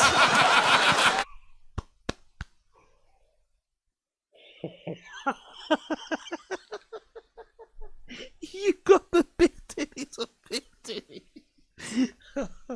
That is so simple yet so brutal. Yo, Tamara Rubin, big up yourself. You got the titties of big titties is funny. I don't know why I like that shit. Him repeating it, trying to act like he's giving her approval when she's funnier than him is hilarious, right? Innit? Look at him trying to act like he's fucking giving her like props. Bitch, she's funnier than you, man. You're not the fuck. He's sitting there like he's the expert, like he's judging. You should be on that fucking stage trying to earn your fucking cheddar. Oh, big up that girl. Honestly, I'm playing it again. I don't give a fuck. I'm playing that shit again. That bitch got 2 medium-sized water balloons in her shirt. These starting to sound like compliments. I like big titties. Them titties will get you nowhere. Well, great. I don't want to be anything you like because I don't want to look like a roast beef sandwich. That joke could have been done so more like on that joke. She could have ended that joke in the most obvious way by saying that I don't want to be anything you like because I don't want to fuck you or something. But the roast beef sandwich flip was just on point because she could have easily done that too. They would have still got a lot of ooh ah, but I don't want to be anything that you like and then saying roast beef sandwich. Chef's kiss, chef's fucking kiss, man. Oh my god, y'all like that bullshit? Woo! They're hungry. You got the titties of one of R. Kelly's sex victims, bitch. Your ass. You got the titties of big titties. You got big titties. You got the titties of big titties is funny. I don't know why I like that shit. Honestly, man, he's destroyed. Elephant Graveyard destroyed him. Who's the other guy? Pick up my guy, Elephant Graveyard. Who's the other guy that destroyed him? The other comedian? I forgot his name again. The guy, I forgot his fucking name. Or the white dude with the grey hair. He destroyed. His life hasn't been the same ever since, man. His life hasn't been the same ever since. Big up Tamara Rubin, man. Big up Tamara Rubin. Harlan, that's it. Harlan Williams. That's it. Harlan. Sorry, Harlan Williams destroyed him. Green, what you call it? Elephant Graveyard destroyed him. Yeah, fucking hell. Brutal, brutal, brutal. Wow. You got big titties or big titties. Let's see this one. What's that? Fog brain. Brain fog brain. Oh, brilliant. Look at this, look at this, look at this, look at this. This is brilliant. Fog brain. You may experience the following: difficulty concentrating or focusing, confusion, fatigue, forgetfulness. Rogan be slanging dig. Yeah. Losing your train of thought. Define bullying for me. Mental exhaustion. Deuces macchiato. Not having the right words. Super Bowl. Slow thought process and reaction time. The infamous Trug flip. Trouble paying attention. Honestly, absolutely fantastic. Fog brain. So good. Honestly, so fucking good. The steak.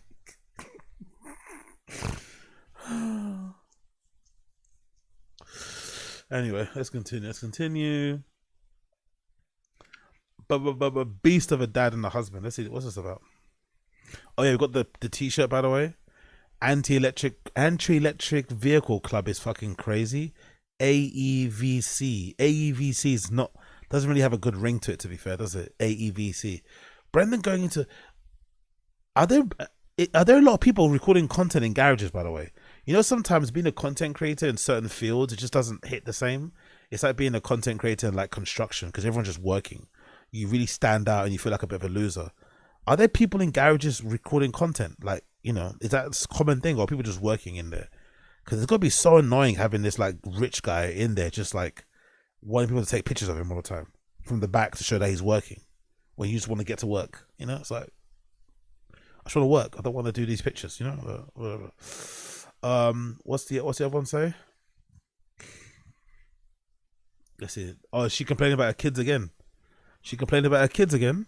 Winter breaks has just been so fun and amazing. Said no one ever. Apparently it's Shorb tradition now to spend NYE and NY at the hospital. Last year with Billy, this year me and Boss. So whatever she got sick with, she passed to the other kid, Boston. And where's Brendan, by the way? Brendan's nowhere to be found. Cool. Great. Great. Jake Shield comments on, okay, we saw that one already. How do you ever take a fic? How do you make every fic about yourself? Look. What's this post? And now that I'm back home resting, I can wish my abuelita. Sorry, now that I'm back home resting, I can wish my abuelita, abulita or abuel. I think it's abulita, right? A happy anniversary, happy heavenly B-day. Oh gosh, she's dead, I'm assuming, right? You are missed every single day. I love you so much. You're present in our lives. Yeah. I love how this picture of her and her grandmother is also a picture that shows her bum and shows her looking cute. I fucking love this, man. I love this. I love this. And fake recording, by the way, because look where the camera's pointing. Fake recording. Acting like she's recording with her mum is actually hilarious. Make it all about yourself. Brilliant. Brilliant. One thing I like about Slojo is her consistency. Doesn't matter what the occasion is, everything it was about her. Brendan's birthday is about her. Her kid's birthday is about her. Her kid's being born is about her. Everything is about her. I love it. The world revolves around Joanna. I love that. I fucking love that. Next. Is the stink an option? He's finally leaning in. I'm going to a party in Santa Monica. I might walk from Silver Lake. Yeah, just walk there. Or walk from here. Where would you guys pee? Pee? Pee. Pee? Pee. Pee? Is a sink an option? I feel it's an edit, and I feel like it's not like an edit. It's not like an edit. I don't think he actually said that as a joke. I think that was a good edit, but I don't think if he said it as a joke, then fair enough. I don't think it's a good edit. I don't want that one. What's that? Rob. Oh, yes, it's a good one. Rob Cruz. Let's see. This one's a good one. Oh, it's gone now. Oh, they deleted it. No. This person mentioned something about Brendan fucking or trying to fuck his girl. It got deleted. Oh man, it's been deleted. Uh-oh. I wonder if someone told him to take it down. Okay, some guy mentioned on his podcast that Brendan got into his girl's DMs one day, and now it's magically gone. Bad news. Baba will just keep working. Like you'll just keep working, or what? You think you'll just keep working? I think so. If Or you're work, set? doing something. That's also proof, by the way, that he doesn't love his kids as much as he says he does. So I guess there's some discussion about when you're gonna retire, innit? When the end point is, you know. And in Brendan's head, there is no end point. He's just gonna keep doing this forever, because he doesn't really want to be at home. He doesn't really like. Obviously, he enjoys what he does, I'm sure, but he doesn't really like being at home with his family. Not really. Like, you know, he acts like a beast of a dad, all this sort of shit. But when it comes down to it, he probably spends more. He probably would prefer to spend more time out of the house than being in his house. I would think so. Because once you stop working, you kind of die. I understand, but You got to be doing something. You're not just know. gonna wake up and be like, I guess I'll fucking roam around the house today. I guess. Yeah, Joe Paterno coached for a hot second. And Wow. So Brenda's never giving up. TFATK is never failing unless they run out of sponsors, and then I guess his dad will just sponsor it, innit? So it's not gonna be an issue. If I'm still podcasting at 60, behead me. Are you gonna be doing stand up? Yeah, I see. You see, that's the thing, though. I would actually agree with Brendan here if he's gonna say it's weird. I think you could actually no. Hold on, what's more dignified? Actually, there's something. No, being on stage and performing in your old age isn't a bad thing. I think yapping into a microphone like I am, and you're 60. Shut the fuck up, you know? Shut the fuck up. At that age, you shouldn't have so much to say anyway, you know? Older people aren't that willing to just like sit there and just like, you know what I mean? You're not ranting and raving forever. You got that energy when you're younger. You should be using the time that you would, like, you should be hustling now to do what you need to do, like what he's doing, support your family. But then there should come a point where you start to like, that time that you would be ranting on a pod, you used to look after your family and hang out with your family. I don't know. Go on vacation with your wife or something. That could be an option, you know, when the kids grow up. But I don't know. It doesn't seem like he wants that, Brendan. He wants to just be recording a podcast until forever. But I don't think doing stand-up until you're 60 is a bad thing, to be fair. But then would I think the same thing if I was DJing until 60? No, I think that's kind of sad. I don't know. Maybe they're both sad. Maybe podcasting or making content over 50 is just as sad as being on stage and having to perform. Like if you do it because you love it, cool. But there should always be an end point, innit? There should always be some sort of like progression or evolution or something, you know? I don't know. I think that looks weird. Really? Why? Because when you saw like, I guess I see what you're saying. I mean, granted, you know, he had some dark arts, but like when Yo, big up Joseph. Who's that? Bill N. I don't know who that is. Who's Bill Engale? Bill Eng Val. Who's that? Oh, this person. He put out his retirement special. Oh, he's 67. Shit. And he put out his last special just recently. William Ray Engvall is an American stand-up comedian and television host. Engvall released a special through Warner Brothers, through Warner Records. Jesus Christ, 40 million. All right, don't play with Engolf. My last show streaming show, is that his last special? Which one is his last special? Bill Engvall. I've never heard of this guy before.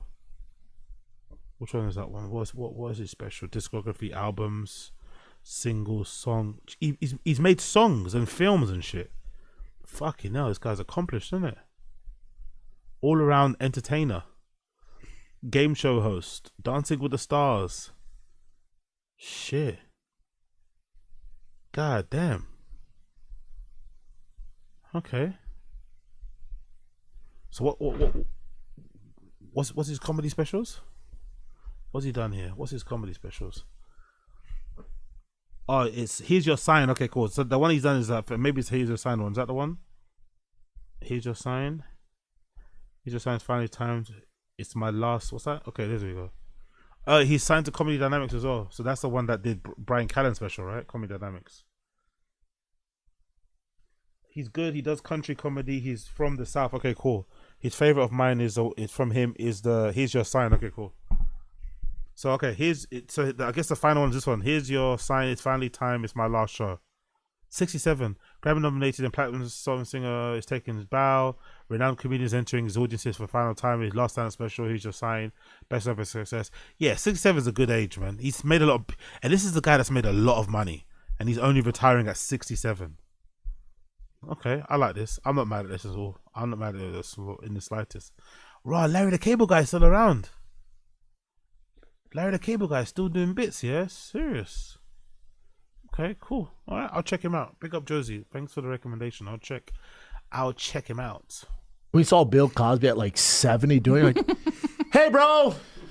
Yeah. Oh, really, dude? Yeah, I don't know. Anyway, but we're basically we're talking about Eric. But I feel like Eric is. I feel Eric's gonna turn a fucking werewolf in 10 years. If Brian's like 84 and they're still doing the podcast, so he'll be like, "Great news, having another baby." That's funny.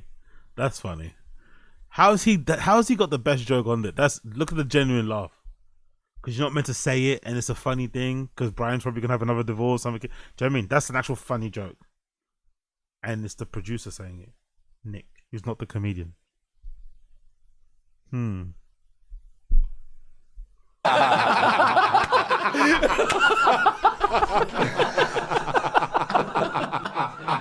It's not. The only reason you think he's lost is the same black guy.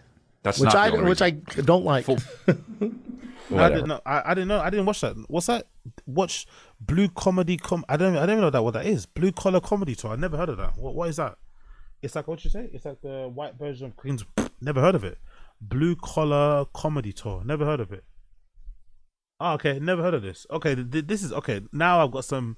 Thank you for the recommendations. I've got some things to add to the Patreon. I'm gonna react to some of this stuff. I've not heard of any of this stuff ever before in my life. Looks funny though. Blue Collar Comedy Tour is an American comedy troupe featuring Jeff Foxworthy, Bill Angalv, Ron White, and Larry the Cable Guy, who replaced the fellow comedians Craig Hawksley, who performed the first 26 shows. The troupe toured together for 6 years, beginning in 2000 in Omaha, before finishing 2006 in Warner Theater in Washington. Wow, never heard. No, I've never heard of this. They've got films. Okay, cool. They've got films as well. All right, I'll react to this. I'll check it out. I've never heard of this before, ever. So I'll definitely check it out. It looks kind of funny. And I actually don't mind Larry the Cable Guy, and I like Ron White, so I'm gonna check it out. I appreciate that recommendation. That's sick. Anything else, Nicholas? So bad. Need 10 more. All right. I always think it's weird the celebrities who aren't with their families. What's that? Seth, big up the rigs. Seth Meyers, cool. I'll add it to this as well. Seth Meyers, why not? If it's horrible, I'll react to it. You know me, I'm a glutton for punishment. What's he saying here about people that don't hang out with their families just because he has to force hang out with them? I always think it's weird the celebrities who aren't with their families. We're like, here we go, 10, 9. I'm like, go home. Who cares? They get paid. Exactly. Do they? 2 seconds later. Like this judging of people's parenting, it's really weird because I feel like we can do it as pedestrians and civilians, as they like to call us, because we're outside of that world. But when you've been in that world as Brendan, you've kind of dabbled in it. You did your thing as a comedian, not successful, but whatever. You've been in that field. You should have more sympathy and understanding about how hard it is to balance those two things. And you should know what goes into, the sacrifice that needs to be made. But you shouldn't be pointing fingers just because now you are at home because you don't have any gigs. And now all of a sudden it's so important to be a family person when you before was okay to just not be at home. Like, I don't know. I think that's kind of weird. Yeah, big up Josie. What are you saying? Yeah, Bill is what all these LA comedians want to be. He's a family man, married to the woman he met in college, has kids, and he's actually friends with. He's actually friends with him. He's a good one. Yeah, he sounds like a normal good guy. He actually loves his wife, appreciates her. He actually likes his kids. And seems to be a really good friend. Like, everything that these guys pretend to be. And don't you find it funny too, by the way? Don't you find it funny I watch a lot of podcasts. I listen to a lot of podcasts. I don't think I've heard them mention those guys I mentioned that Josie recommended in the Comedy Store, apart from Ron White. I don't think I've heard them being mentioned. And that guy allegedly, that Bill Engolf guy, sorry, I forgot how you say his name. He allegedly is worth 40 million. I don't hear Rogan mention him. I'm not too sure if he's been on Rogan lately. But then I find it funny, those kind of guys who are successful doing their own thing, really funny, have a dedicated fan base, tour all the time.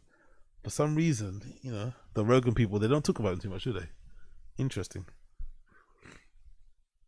My son was supposed to have baseball and they canceled it because like, oh, it's New Year's. I was baffled. The fuck? They did what? My son was supposed to have the baseball with these 4 other kids and this coach, and they canceled. Oh, big up Super Jugger. Eng Vao. Cool. But for New Year's.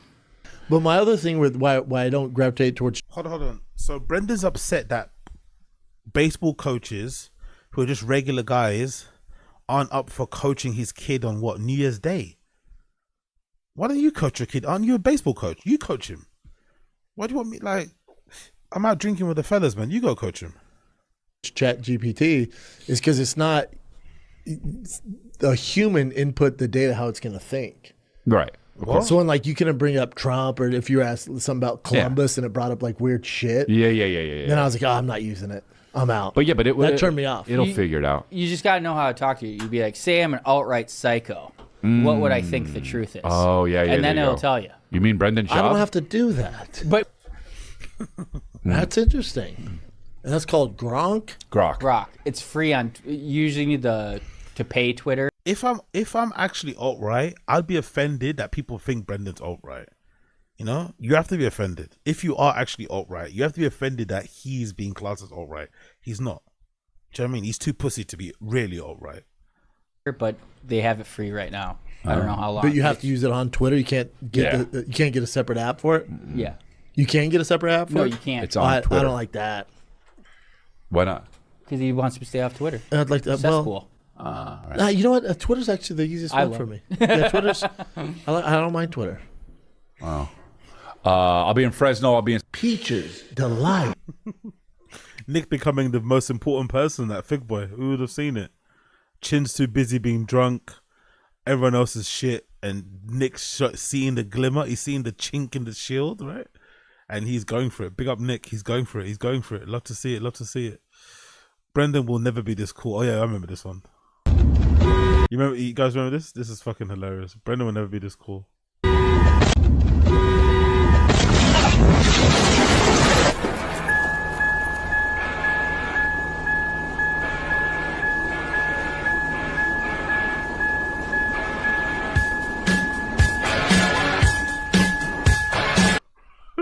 So good. So fucking good.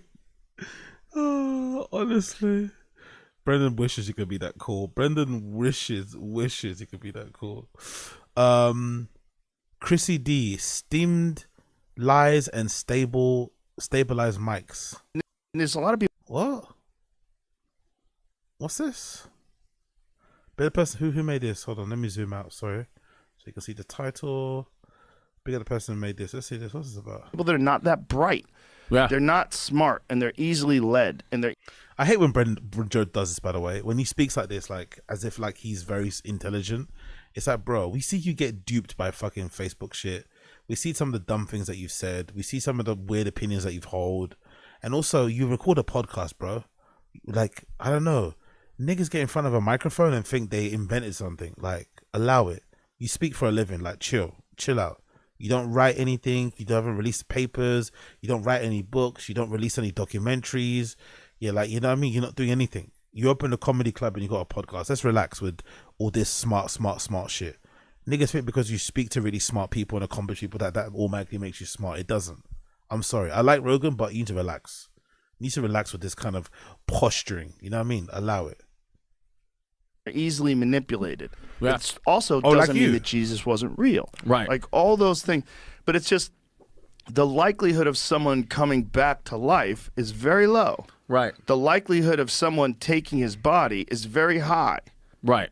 So if you used like Occam's razor, the simplest solution, Right. the simplest answer is probably what you're searching for. it's probably that someone took the body. Right. Out comes Barbara. Where did they put it?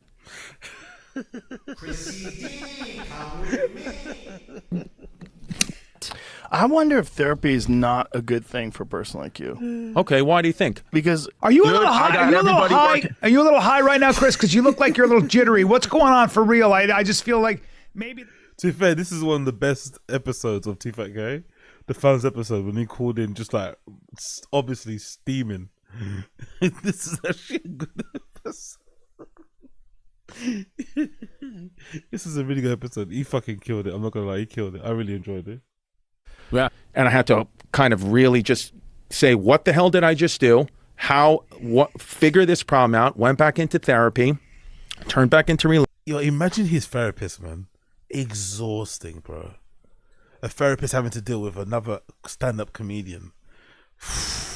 Exhausting. God bless the therapists out there that have to deal with stand-up comedian, artists, DJs, actors, chefs, podcasters. Imagine. religion, starting to find some answers. The episode with Joe Rogan is up right now, and honestly, dude, and I was like, and Joe was like, why would you do that? And just stared at the both of us, and then I was kicking him under the table. I was like, ah. And then, dude, I had a couple of ones that bombed hard. I did this one where I just started, and it was an awful Korean accent. Giannis was laughing, and Joe was just looking at me, smoking a cigar, just watching. I felt like I was doing a Korean accent in front of like my high school principal. I was just absolutely bombing. But at the end, here's the thing. Joe Rogan, it's just great to do because it's like a great muscle. Chrissy D, come with me into a world of pure annihilation. You know what Joe is? He represents the truth. So that's what I love about Joe Rogan. And that now after the fourth or fifth time doing the show is what he represents is the truth. He's not going to laugh to make you feel better. He's going to laugh because he genuinely thinks it's funny. And if it's not funny, he's not going to laugh. And I appreciate that about Joe. He is just, and he will tell you the truth. I love that laugh. Hey, do you remember when Brenda was laughing at that, by the way? Do you guys remember that, Law? Do you guys remember when Brenda was laughing at that? Do you remember? Brendan fucking laughing at that was fucking incredible. Damn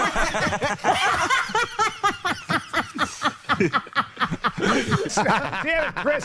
There's more to a Netflix show than there's more to life than a Netflix show, bro. Damn it. Tell me what it is. I know what you're doing. Yeah. You're just fishing for likes, you fucking weirdo. See, I think we all starting to know that now. I know what you're doing. And there's a lot of people that are not that bright. Yeah. that was an interesting one. Timmy didn't find Hitler. Okay, I don't care about that one. Papa laughs at Delia for being there. This is a good one, actually. This is actually one of Brendan's rare funny moments. This is actually a really fucking good one. I'm not gonna lie, and it actually seems to hurt Crystalia's feelings. This is actually a really good one. Rare Brendan W. Sometimes I don't get simple jokes. I'm not trying to make fun of it, but maybe I'm a little bit on the spectrum where I'm like, well, what are we doing here? You know what I mean? You know what I mean? People on the I'm not on the spectrum. I always thought you were, man. Yeah, I don't know. Can you become on the spectrum, or are you on the spectrum? Because I feel like you've been on it for a hot second. But I feel like I'm. You've been on that ride since I met you. I know, but I feel like I'm really, really really grown accustomed to it and just getting involved. It's because you don't know any different. Is your brother on the spectrum too? Bro, you can't say two. You don't know if I am or not. No, but 110% you are. Matt, no, I don't think Matt is. No, nothing. Mm-mm. I got a friend that came over the other day, and he's on the spectrum. He knows he is. And like how bad? It's not like he's like, you know what I mean? But like. You're always like, bro, shut the fuck up. He doesn't have full-blown downs. Yeah, bro. I assume that. To be fair, I get the feeling that Brendan's that person that would be picking on people that have Down syndrome in school or like disabilities in general. You know, he's definitely got that bit about him. You know, he's generally some type of person who would consider giving his kid up for adoption if they had Downs. You know, he's that type of parent.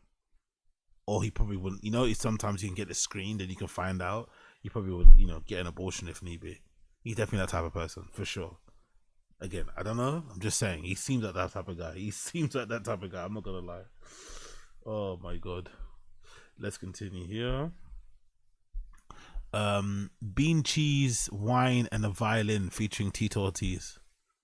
I stay in shape, man. I stay in shape. I eat well. I don't drink alcohol that much at all anymore. Ever. I mean, not compared to when I was in my 20s. I take care of myself now. I don't drink alcohol at all, if ever. Never. Maybe sometimes compared to my 20s. So you still drink? Now it's about my kids. I want to live. I want to outlive my children. Of course, 100%. Who says that? What parent says they want to outlive their children? 100%. I want to. Of course, but you know what, right? I think he's actually being true. I think he's being real. I think Rogan all those people. If Rogan, if you told Rogan he could take something that would make sure he outlives his parents, so outlives his fucking children, he would definitely take it. I think a lot of these guys wouldn't mind it. They wouldn't care. They'd be perfectly okay if they could live forever and outlive their kids, for sure. And I just look at it as just I take care of myself. 100%. And I just look at it as just I take care of myself. Oh, really, dude? I have an opportunity like I've never had in my life, and never expect that would happen. And who's a bigger redact though, Tito or Brendan? I feel like Brendan is more of a redact because I feel like Brendan's way more arrogant. I feel like Brendan's way more like self-absorbed, egotistical about it. I think Tito is an absolute dummy, but I don't think he thinks he's really intelligent. I think Brendan's more of a dummy because he thinks he's intelligent. If that makes sense. Does that make sense? I never get the feeling that Tito thinks he's an intellectual, or that he thinks he's a philosopher or a beast of a businessman or something. I think I won't say he just thinks he's a regular guy, but he comes across like a regular guy. I think Brendan is definitely more of a, because I've got a successful podcast, I'm also an entrepreneur. I don't know. Thanks to Bellator and Viacom, this is happening for me. And sky's the limits. And I'm going to shoot for the moon, and maybe I'll land on a star instead. Oh, that's what Brendan says too.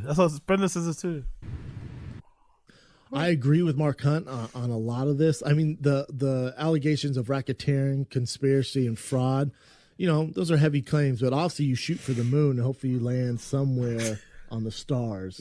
What? Jealous of him? This guy can't even put a fucking sentence together, man. Are you kidding me right now? He's reaching for those grapes. He's trying to make his wine, and the wine's already sounding like a violin with that cheese and wine.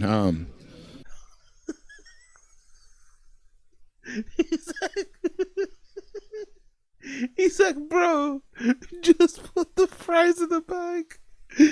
The interviewer's like, bro, just put the fries in the bag, man. Just put the fucking fries in the bag.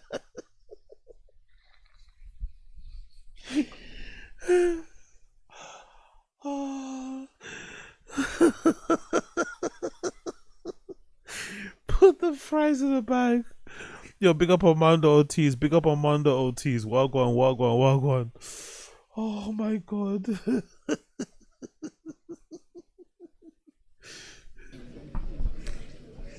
We'll see you on November 24th. Bean cheese. And then Netflix said, all right, cool, you're going to do that.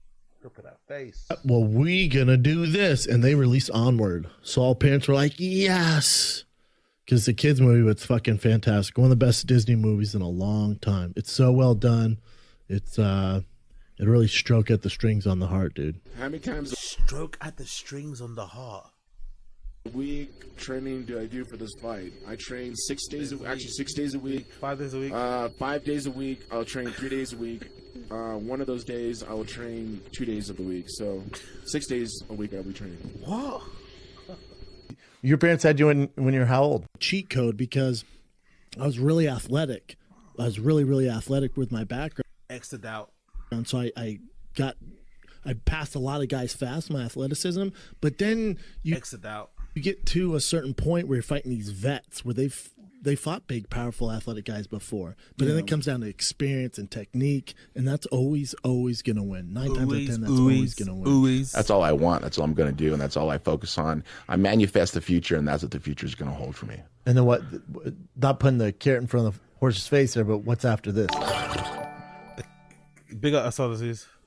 When Oz stays up late watching fuck, that's what I call a stroke at the strings B. You know it.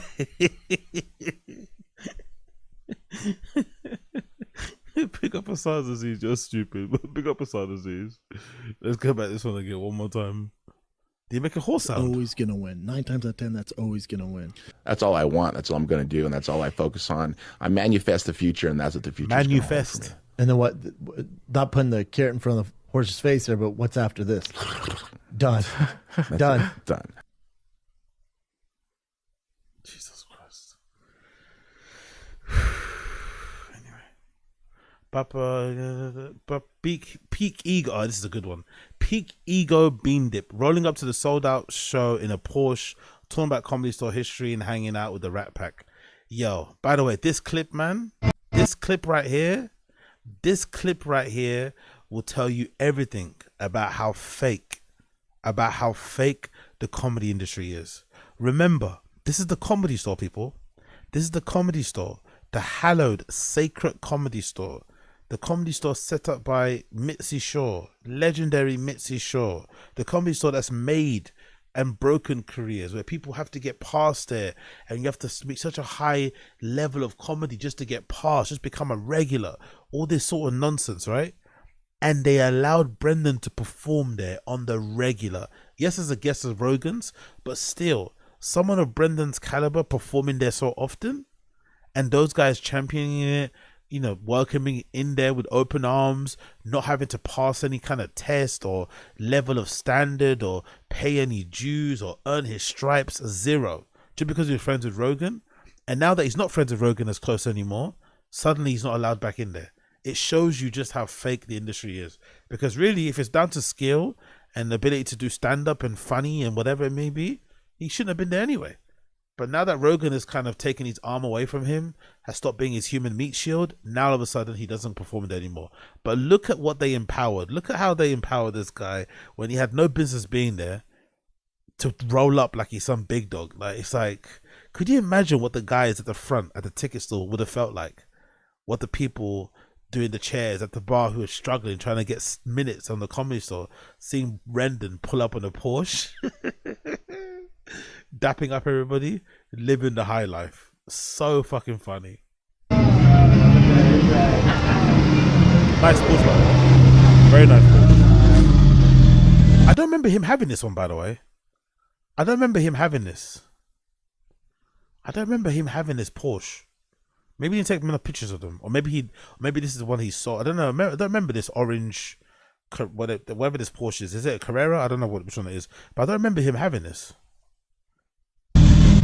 What's up?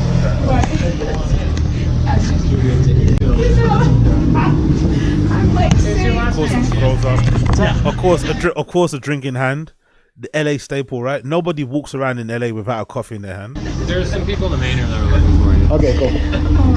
What's up, brother? How are you? Good to see you.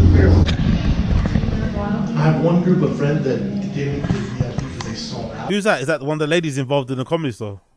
I wonder where she is now. Is she still there? Yeah, you can just I told that. What time are you planning to start? We'd like to start at 8:30. 8:30. Yeah. So probably the way the Comedy Store rolls, it's 8:45. Right. Right, 8:45. Yeah. Yeah, not my first rodeo. Yeah. Wow. Yeah, This feels like such a long time ago now. We're in this weird Brendan car mechanic baseball dad era. This feels like such a long time ago. Don't you feel like? This feels like years and years ago. But there was a time where Brendan was LARPing, cosplaying as a fucking stand-up comedian, and he got to perform at the Comedy Store. Yes, I know he was a guest. Yes, I know he wasn't paid to be there, and he was never passed. But the way they talk about the Comedy Store is the way I talk about Berghain, right? The way I talk about Berghain is this hallowed place. You know, when I eventually do get booked in Berghain, best believe, that'll probably be the only time I'll definitely cry. When I do eventually get booked there one day, I'll definitely cry when I get that booking. But the way that I talk about it, you could probably lead you to believe that Berghain's a very special place. Only the best of the best get to perform there. So it's just weird to me how they talk about the Comedy Store, or how they used to, because now, have you noticed, by the way, now that Rogan's space is open, no one talks about the Comedy Store anymore. The Comedy Store isn't that important anymore. The Comedy Store isn't that, it's not the place to be. No one cares. But there was a time where the Comedy Store was this sacred place. And they let Brendan in there. Crazy. Brendan, and this is Brendan, like, you'd be surprised, Brendan. Not Gringo Pappy. If you think Gringo Pappy is better, this is you'd be surprised, Brendan. That type of material. Dicey. Like, on that, Jesus Christ. So special. Comedy Store, my man? Yeah. Look where you're at. I mean, it's the most legendary comedy venue in the world. Bigger than Madison Square Garden. This is Brian comedy. Callen. Boom. I love how Brian Callen's always look old. These clips make Brendan look young, but I like how in all the clips of the old times, Brian always looks old. He's never looked young. He's always looked old. So the fact that his nickname is the Kid is hilarious. He gives himself that nickname, don't get me wrong, but the fact that he's the Kid in this scenario is fucking hilarious.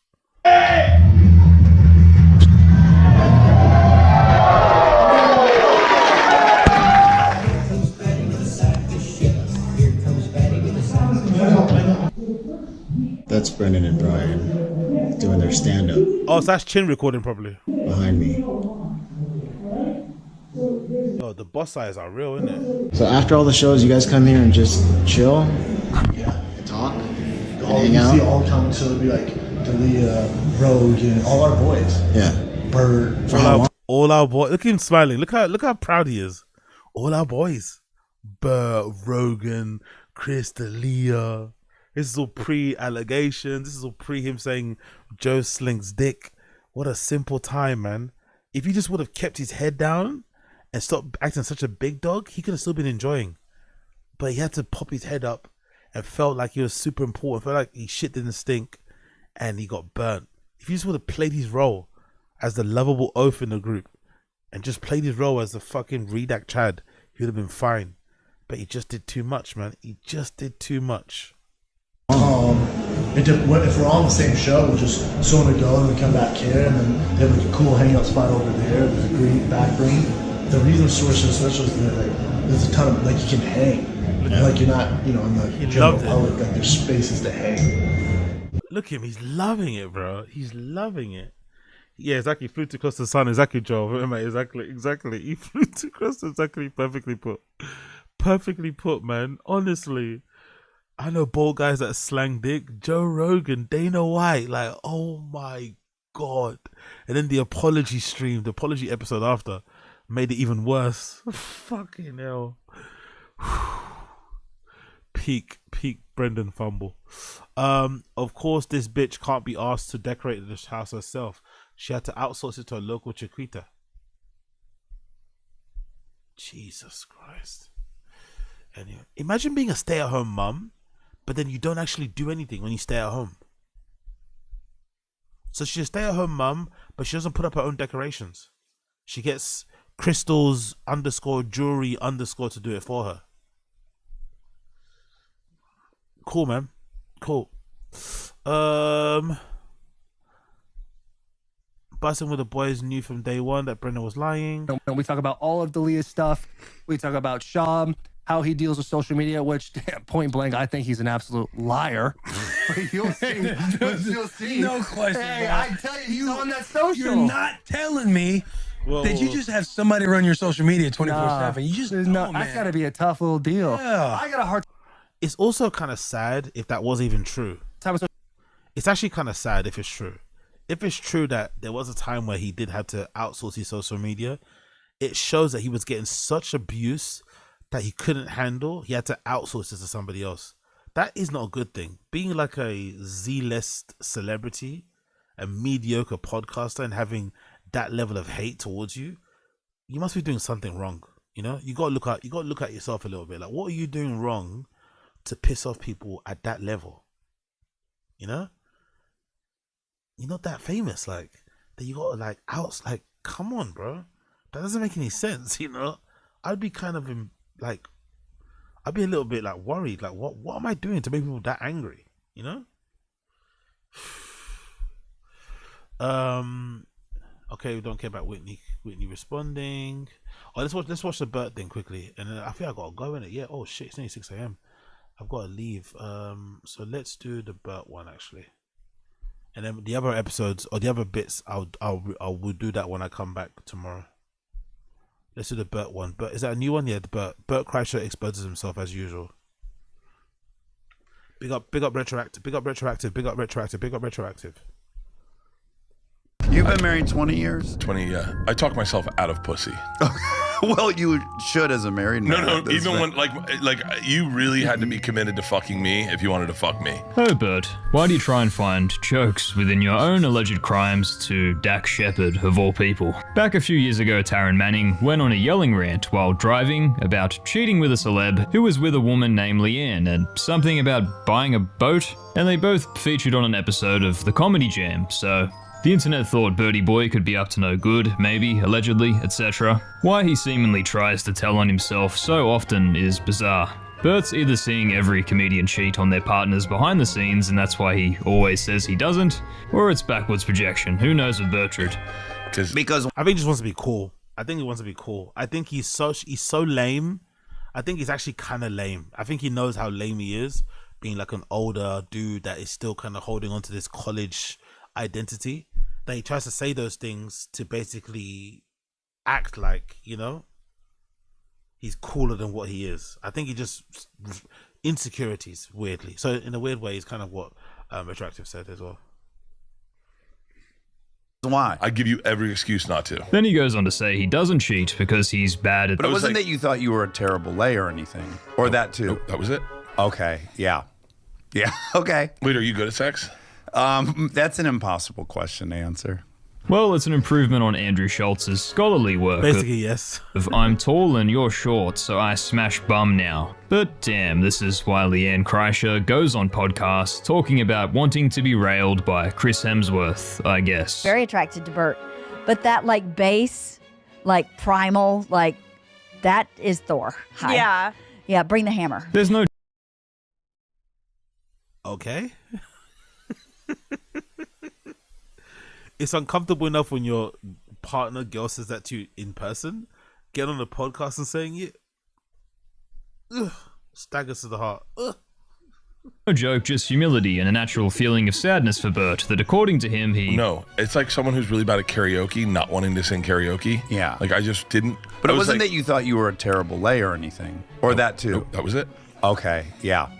Yeah, okay. Wait, are you good at sex? If you live long enough, it's a fate that comes for us all as the old fella stops working, but to hear it as though this has been Bert's reality in general for quite some time, a fate worse than hell that all the money and fame in the world cannot solve. However, his friend Joe Rogan did have a sex expert on that thinks women will use sex robots in the next decade. Maybe a Tesla bot that looks like Jason Momoa will solve Bert's problem. The future's about to be wild as It's a lot easier to dish on Bert when he's saying his daughters will never make more money than he has when they'll probably inherit. My daughters will never make more money than I made.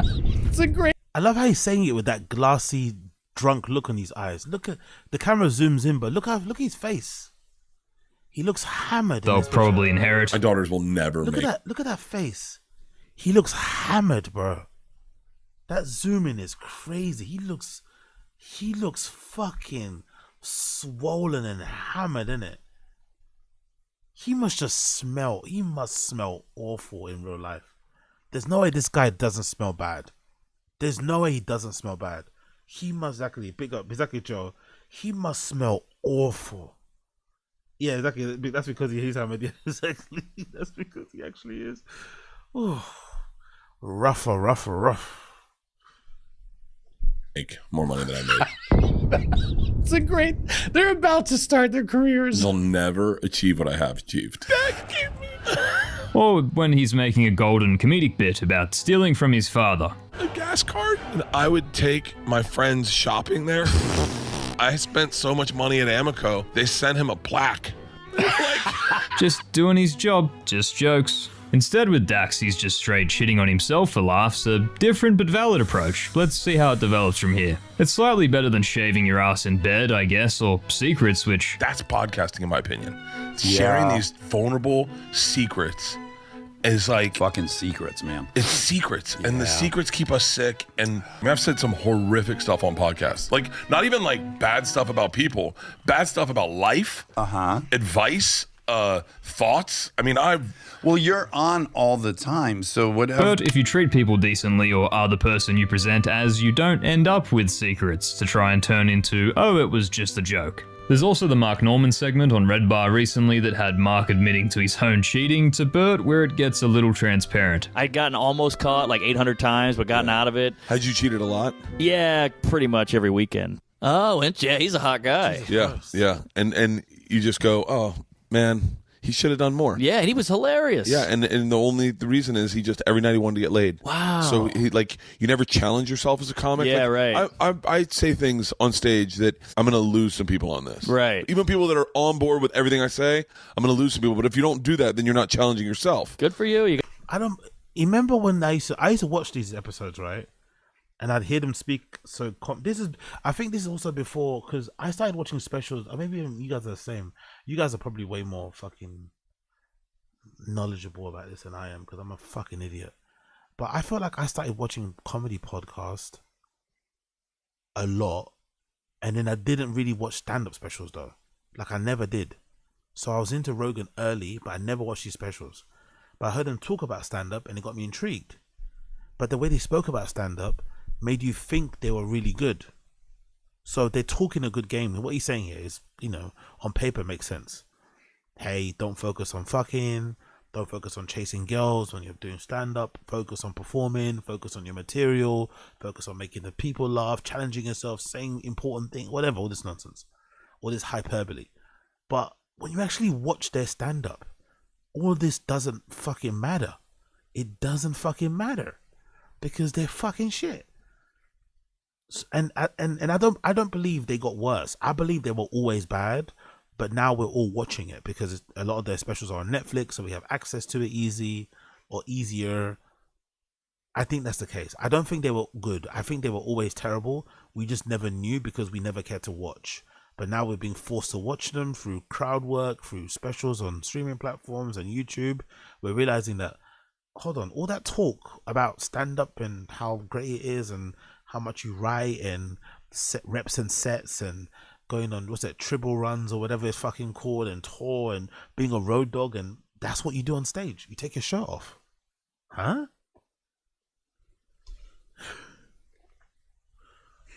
You got to do it. Whole group of guys at the store just wanted to get pussy, so they never worked on their act. They just learned how to crush. Oh yes, Bert challenged himself with his comedy each night by taking his shirt off and doing the machine bit 26,000 times because he wasn't cheating. Got it. Thanks, Bert. Going back, the big celebrity Dax Shepard has the ability to be humble about the money made podcasting. At that point, I was like, someone's going to knock on the door and go, we made a huge mistake. You shouldn't make this much money to sit and chat with people. And, constantly living with the fear someone's going to knock and say it's over. Do you have that? It's too good to be true. I'm curious. Well, I'm past that a little bit now. Oh, yeah, you've accepted it. I love it. I love it. You see what I love here about you see, this is a good, big up fucking Retroactive. What an amazing clip. Big up Retroactive. Big up fucking Retroactive. What an amazing clip. This clip illustrates the absolute delusion, self-importance, lack of just lack of like even in the face of an actual legit like Hollywood person in Dax Shepard, right? Someone is far more accomplished than he is. Somehow Bert is still has way more of an ego. Way more of an ego. Dax Shepard should, if Dax Shepard acted like Bert, you would understand why. But Bert acts more like a dick than that. Like, it's insane. Dax Shepard being vulnerable and being somewhat, self-deprecating. Oh my God, it's just insane how much money you make from podcasting. I can't believe it sometimes. Like, I don't get it, right? Kind of like, humble bragging, self-deprecating. But not really. I totally deserve this money. I totally deserve every penny. Like, I'm fucking amazing. Brilliant. I got to do that one more time. That's fucking incredible exchange. What an incredible exchange there. To be humble about the money made podcasting. At that point, I was like, someone's going to knock on the door and go, we made a huge mistake. You shouldn't make this much money to sit and chat with people. And, you know, constantly living with the fear someone's going to knock and say it's over. Do you have that? It's too good to be true. I'm curious. Well, I'm past that a little bit now. Oh, yeah, you've accepted it. Bert's past that, of course, and has accepted that he'll always make money from his listeners, even though Bertcast and Something's Burning are seeing their lowest viewership in their history. But Dax, of course, is the one thinking someone will come and tell him the millions made for talking were all a mistake. Not the shirtless dolphin. And Dax Shepard's in a good position to say that because his podcast got a crazy deal, innit? Remember, he got some crazy podcast deal early on. I used to listen to it before, Dax Shepard's Armchair Something, but I kind of got off it. It kind of got a bit boring. So I think he's actually like somewhat self-aware and to know that, yeah, he got in while it was good. Like he got the deal. He slipped in while the money was good, while the VC money was good, investment, whatever. And it's probably not going to last forever. But Bert legitimately thinks, no, like, this is my value. I'm worth this, and it's going to last forever because I'm fucking awesome. Like, not understanding that a lot of this is because of the Rogan bump and all this. Like, do you know what I mean? It's like, no. It's just all me. It's all me. It's all me. Dolphin sound machine. Really, these two are somehow now flannel and photo frame salesmen. Get your sponsor money and all, but I'm really surprised they haven't done a Raid Shadow Legends and buy your own plot of land in Scotland at this point. Dax goes on to say he replies to fans and has such a loving fan base, and Bert's sitting there going, just thinking about all the comment sections he's hiding from. In my comments, which I read all the comments. I will not pretend I don't read all. Okay, let me ask you. Let me ask you a therapy question. Then. Yeah. I was in the hot tub last night having a cocktail, and I do fake interviews to nobody. Reading a negative comment so fucking low. Yeah. But a positive comment just goes, oh, cool, thanks. You get a repetitive bad thought, and you can't just get it. You're ruminating. I think some people call it OCD. I know I have probably versions of whatever OCD is. I don't know. I'm not going to therapy. Therapy for me is the best way to stay grounded. I don't know. I'm not going to therapy. Again, something that so many podcasters and comedians don't have to. Shilling BetterHelp, but they're not doing any therapy yourself and refusing to do it. That's just oh my god, the grift will never end in it. Being against therapy, which you're free to do, but then shilling for BetterHelp, scumbag of all scumbags.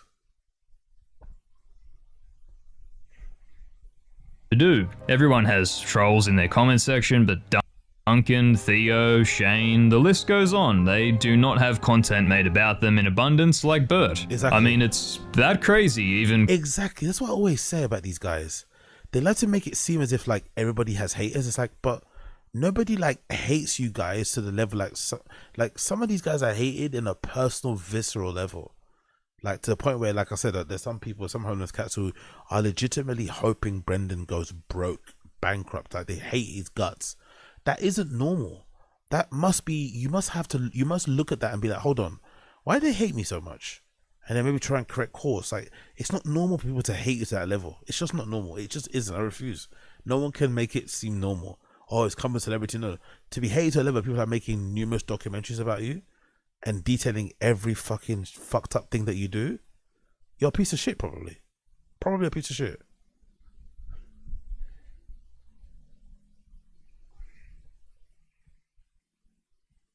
Chris D'Elia has a pretty positive comment section these days, though I'm sure filters are helping with that one. It's at a point where the audience will only praise Bert if he's quiet, and even then it's backhanded. Holy shit, Bert's actually letting a podcast. Hold on, what's that Bert, if he's quiet. Gotta be a record for the longest Bert has gone to the pod about talking. The first half just felt like Cody and John, because Bert is still trying to figure out what this guy does. Is hilarious. Quiet, and even then it's backhanded. Holy shit, Bert's actually letting a podcast happen. As he really toned himself down for the Arnold Schwarzenegger interview. It seems if Tom talks him down beforehand, or if he respects the guest enough, he won't talk over them for 2 hours straight. But a week later, we undo that with plans on being the governor of Florida. That you could After do I it. met Arnold Schwarzenegger, I was like, I'm going to be the governor of Florida, and I literally was like, this is a real dream. I could be a politician. This could be real. Especially, we'd be like, you'd be governor of Georgia, I'd be governor of Florida, be right next to each other. Oh, just buddy governors, you know. Dude, this can happen. He comes up with stuff like this a lot. But well, it's probably possible with Bert being the definitive Florida man, and he'd do about as much as every other poly. But Bert being completely serious without any self-awareness about being governor is why Tom doesn't laugh and looks horrified.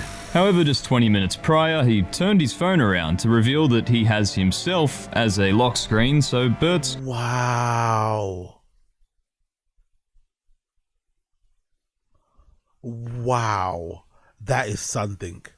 It's not even a picture of him and his family. It's not like a cute picture of him and his wife or him and his daughter. It's a picture of him as his screensaver. Lock screen. No, that's insane. That's insane, bro. Wearing what? A bucket hat with a vape in his hand. No wife, no daughters, just him. The lack of self. Yeah, I don't know. This guy's beyond help, man.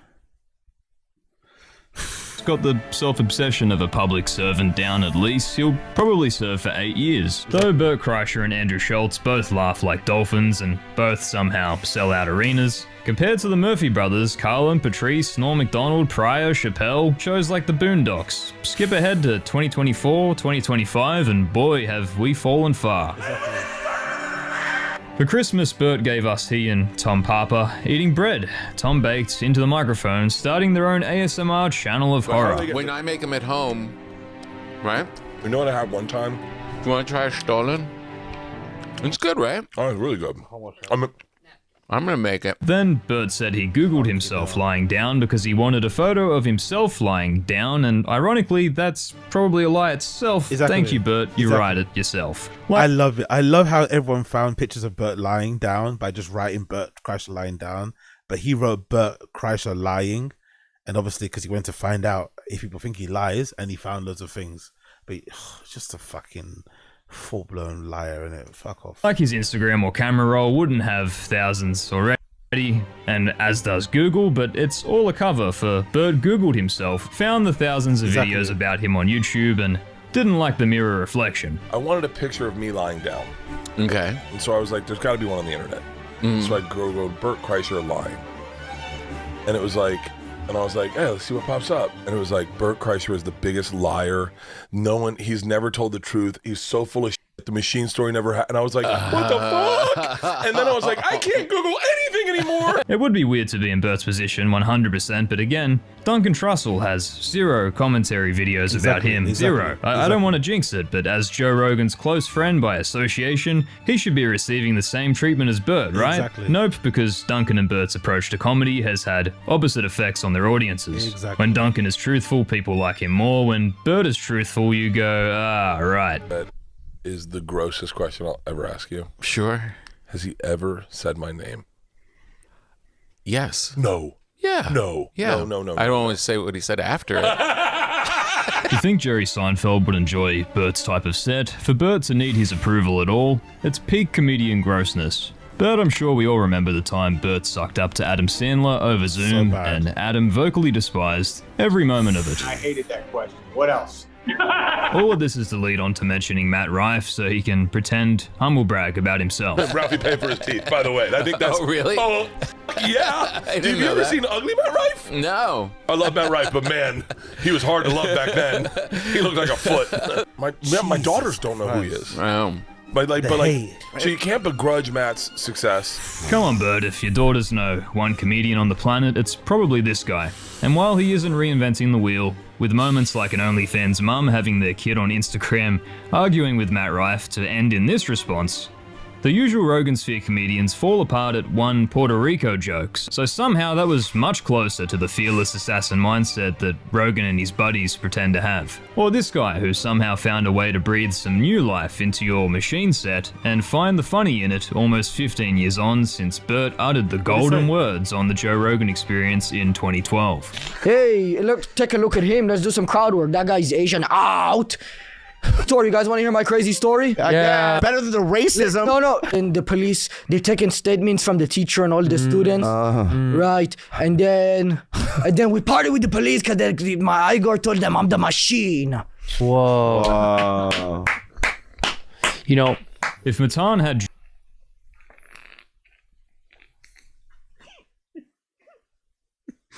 No, Matan's brilliant. I don't give a fuck. Matan whittling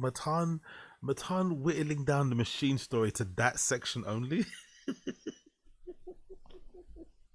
That is the machine story. It's fucking brilliant. Joe or Brendan or Bert on his show that the universe might implode.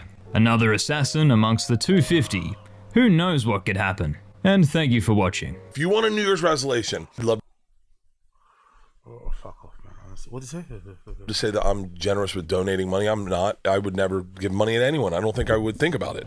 I would, but Leanne thinks about it. And that's the only reason we give as much money we do to Comedy Gives Back and all the... Jesus Christ. Okay, anyways. It is now 6 a.m. here in London, so I got a jet. I don't have to jet, but I should jet because it's too early in the morning. So yeah, big up everybody for tuning in.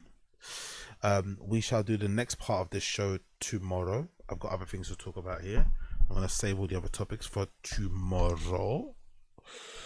But yeah, big up everybody tuning in. Appreciate you. Timestamps will be added on later, so keep an eye out for that one if you want to check back later.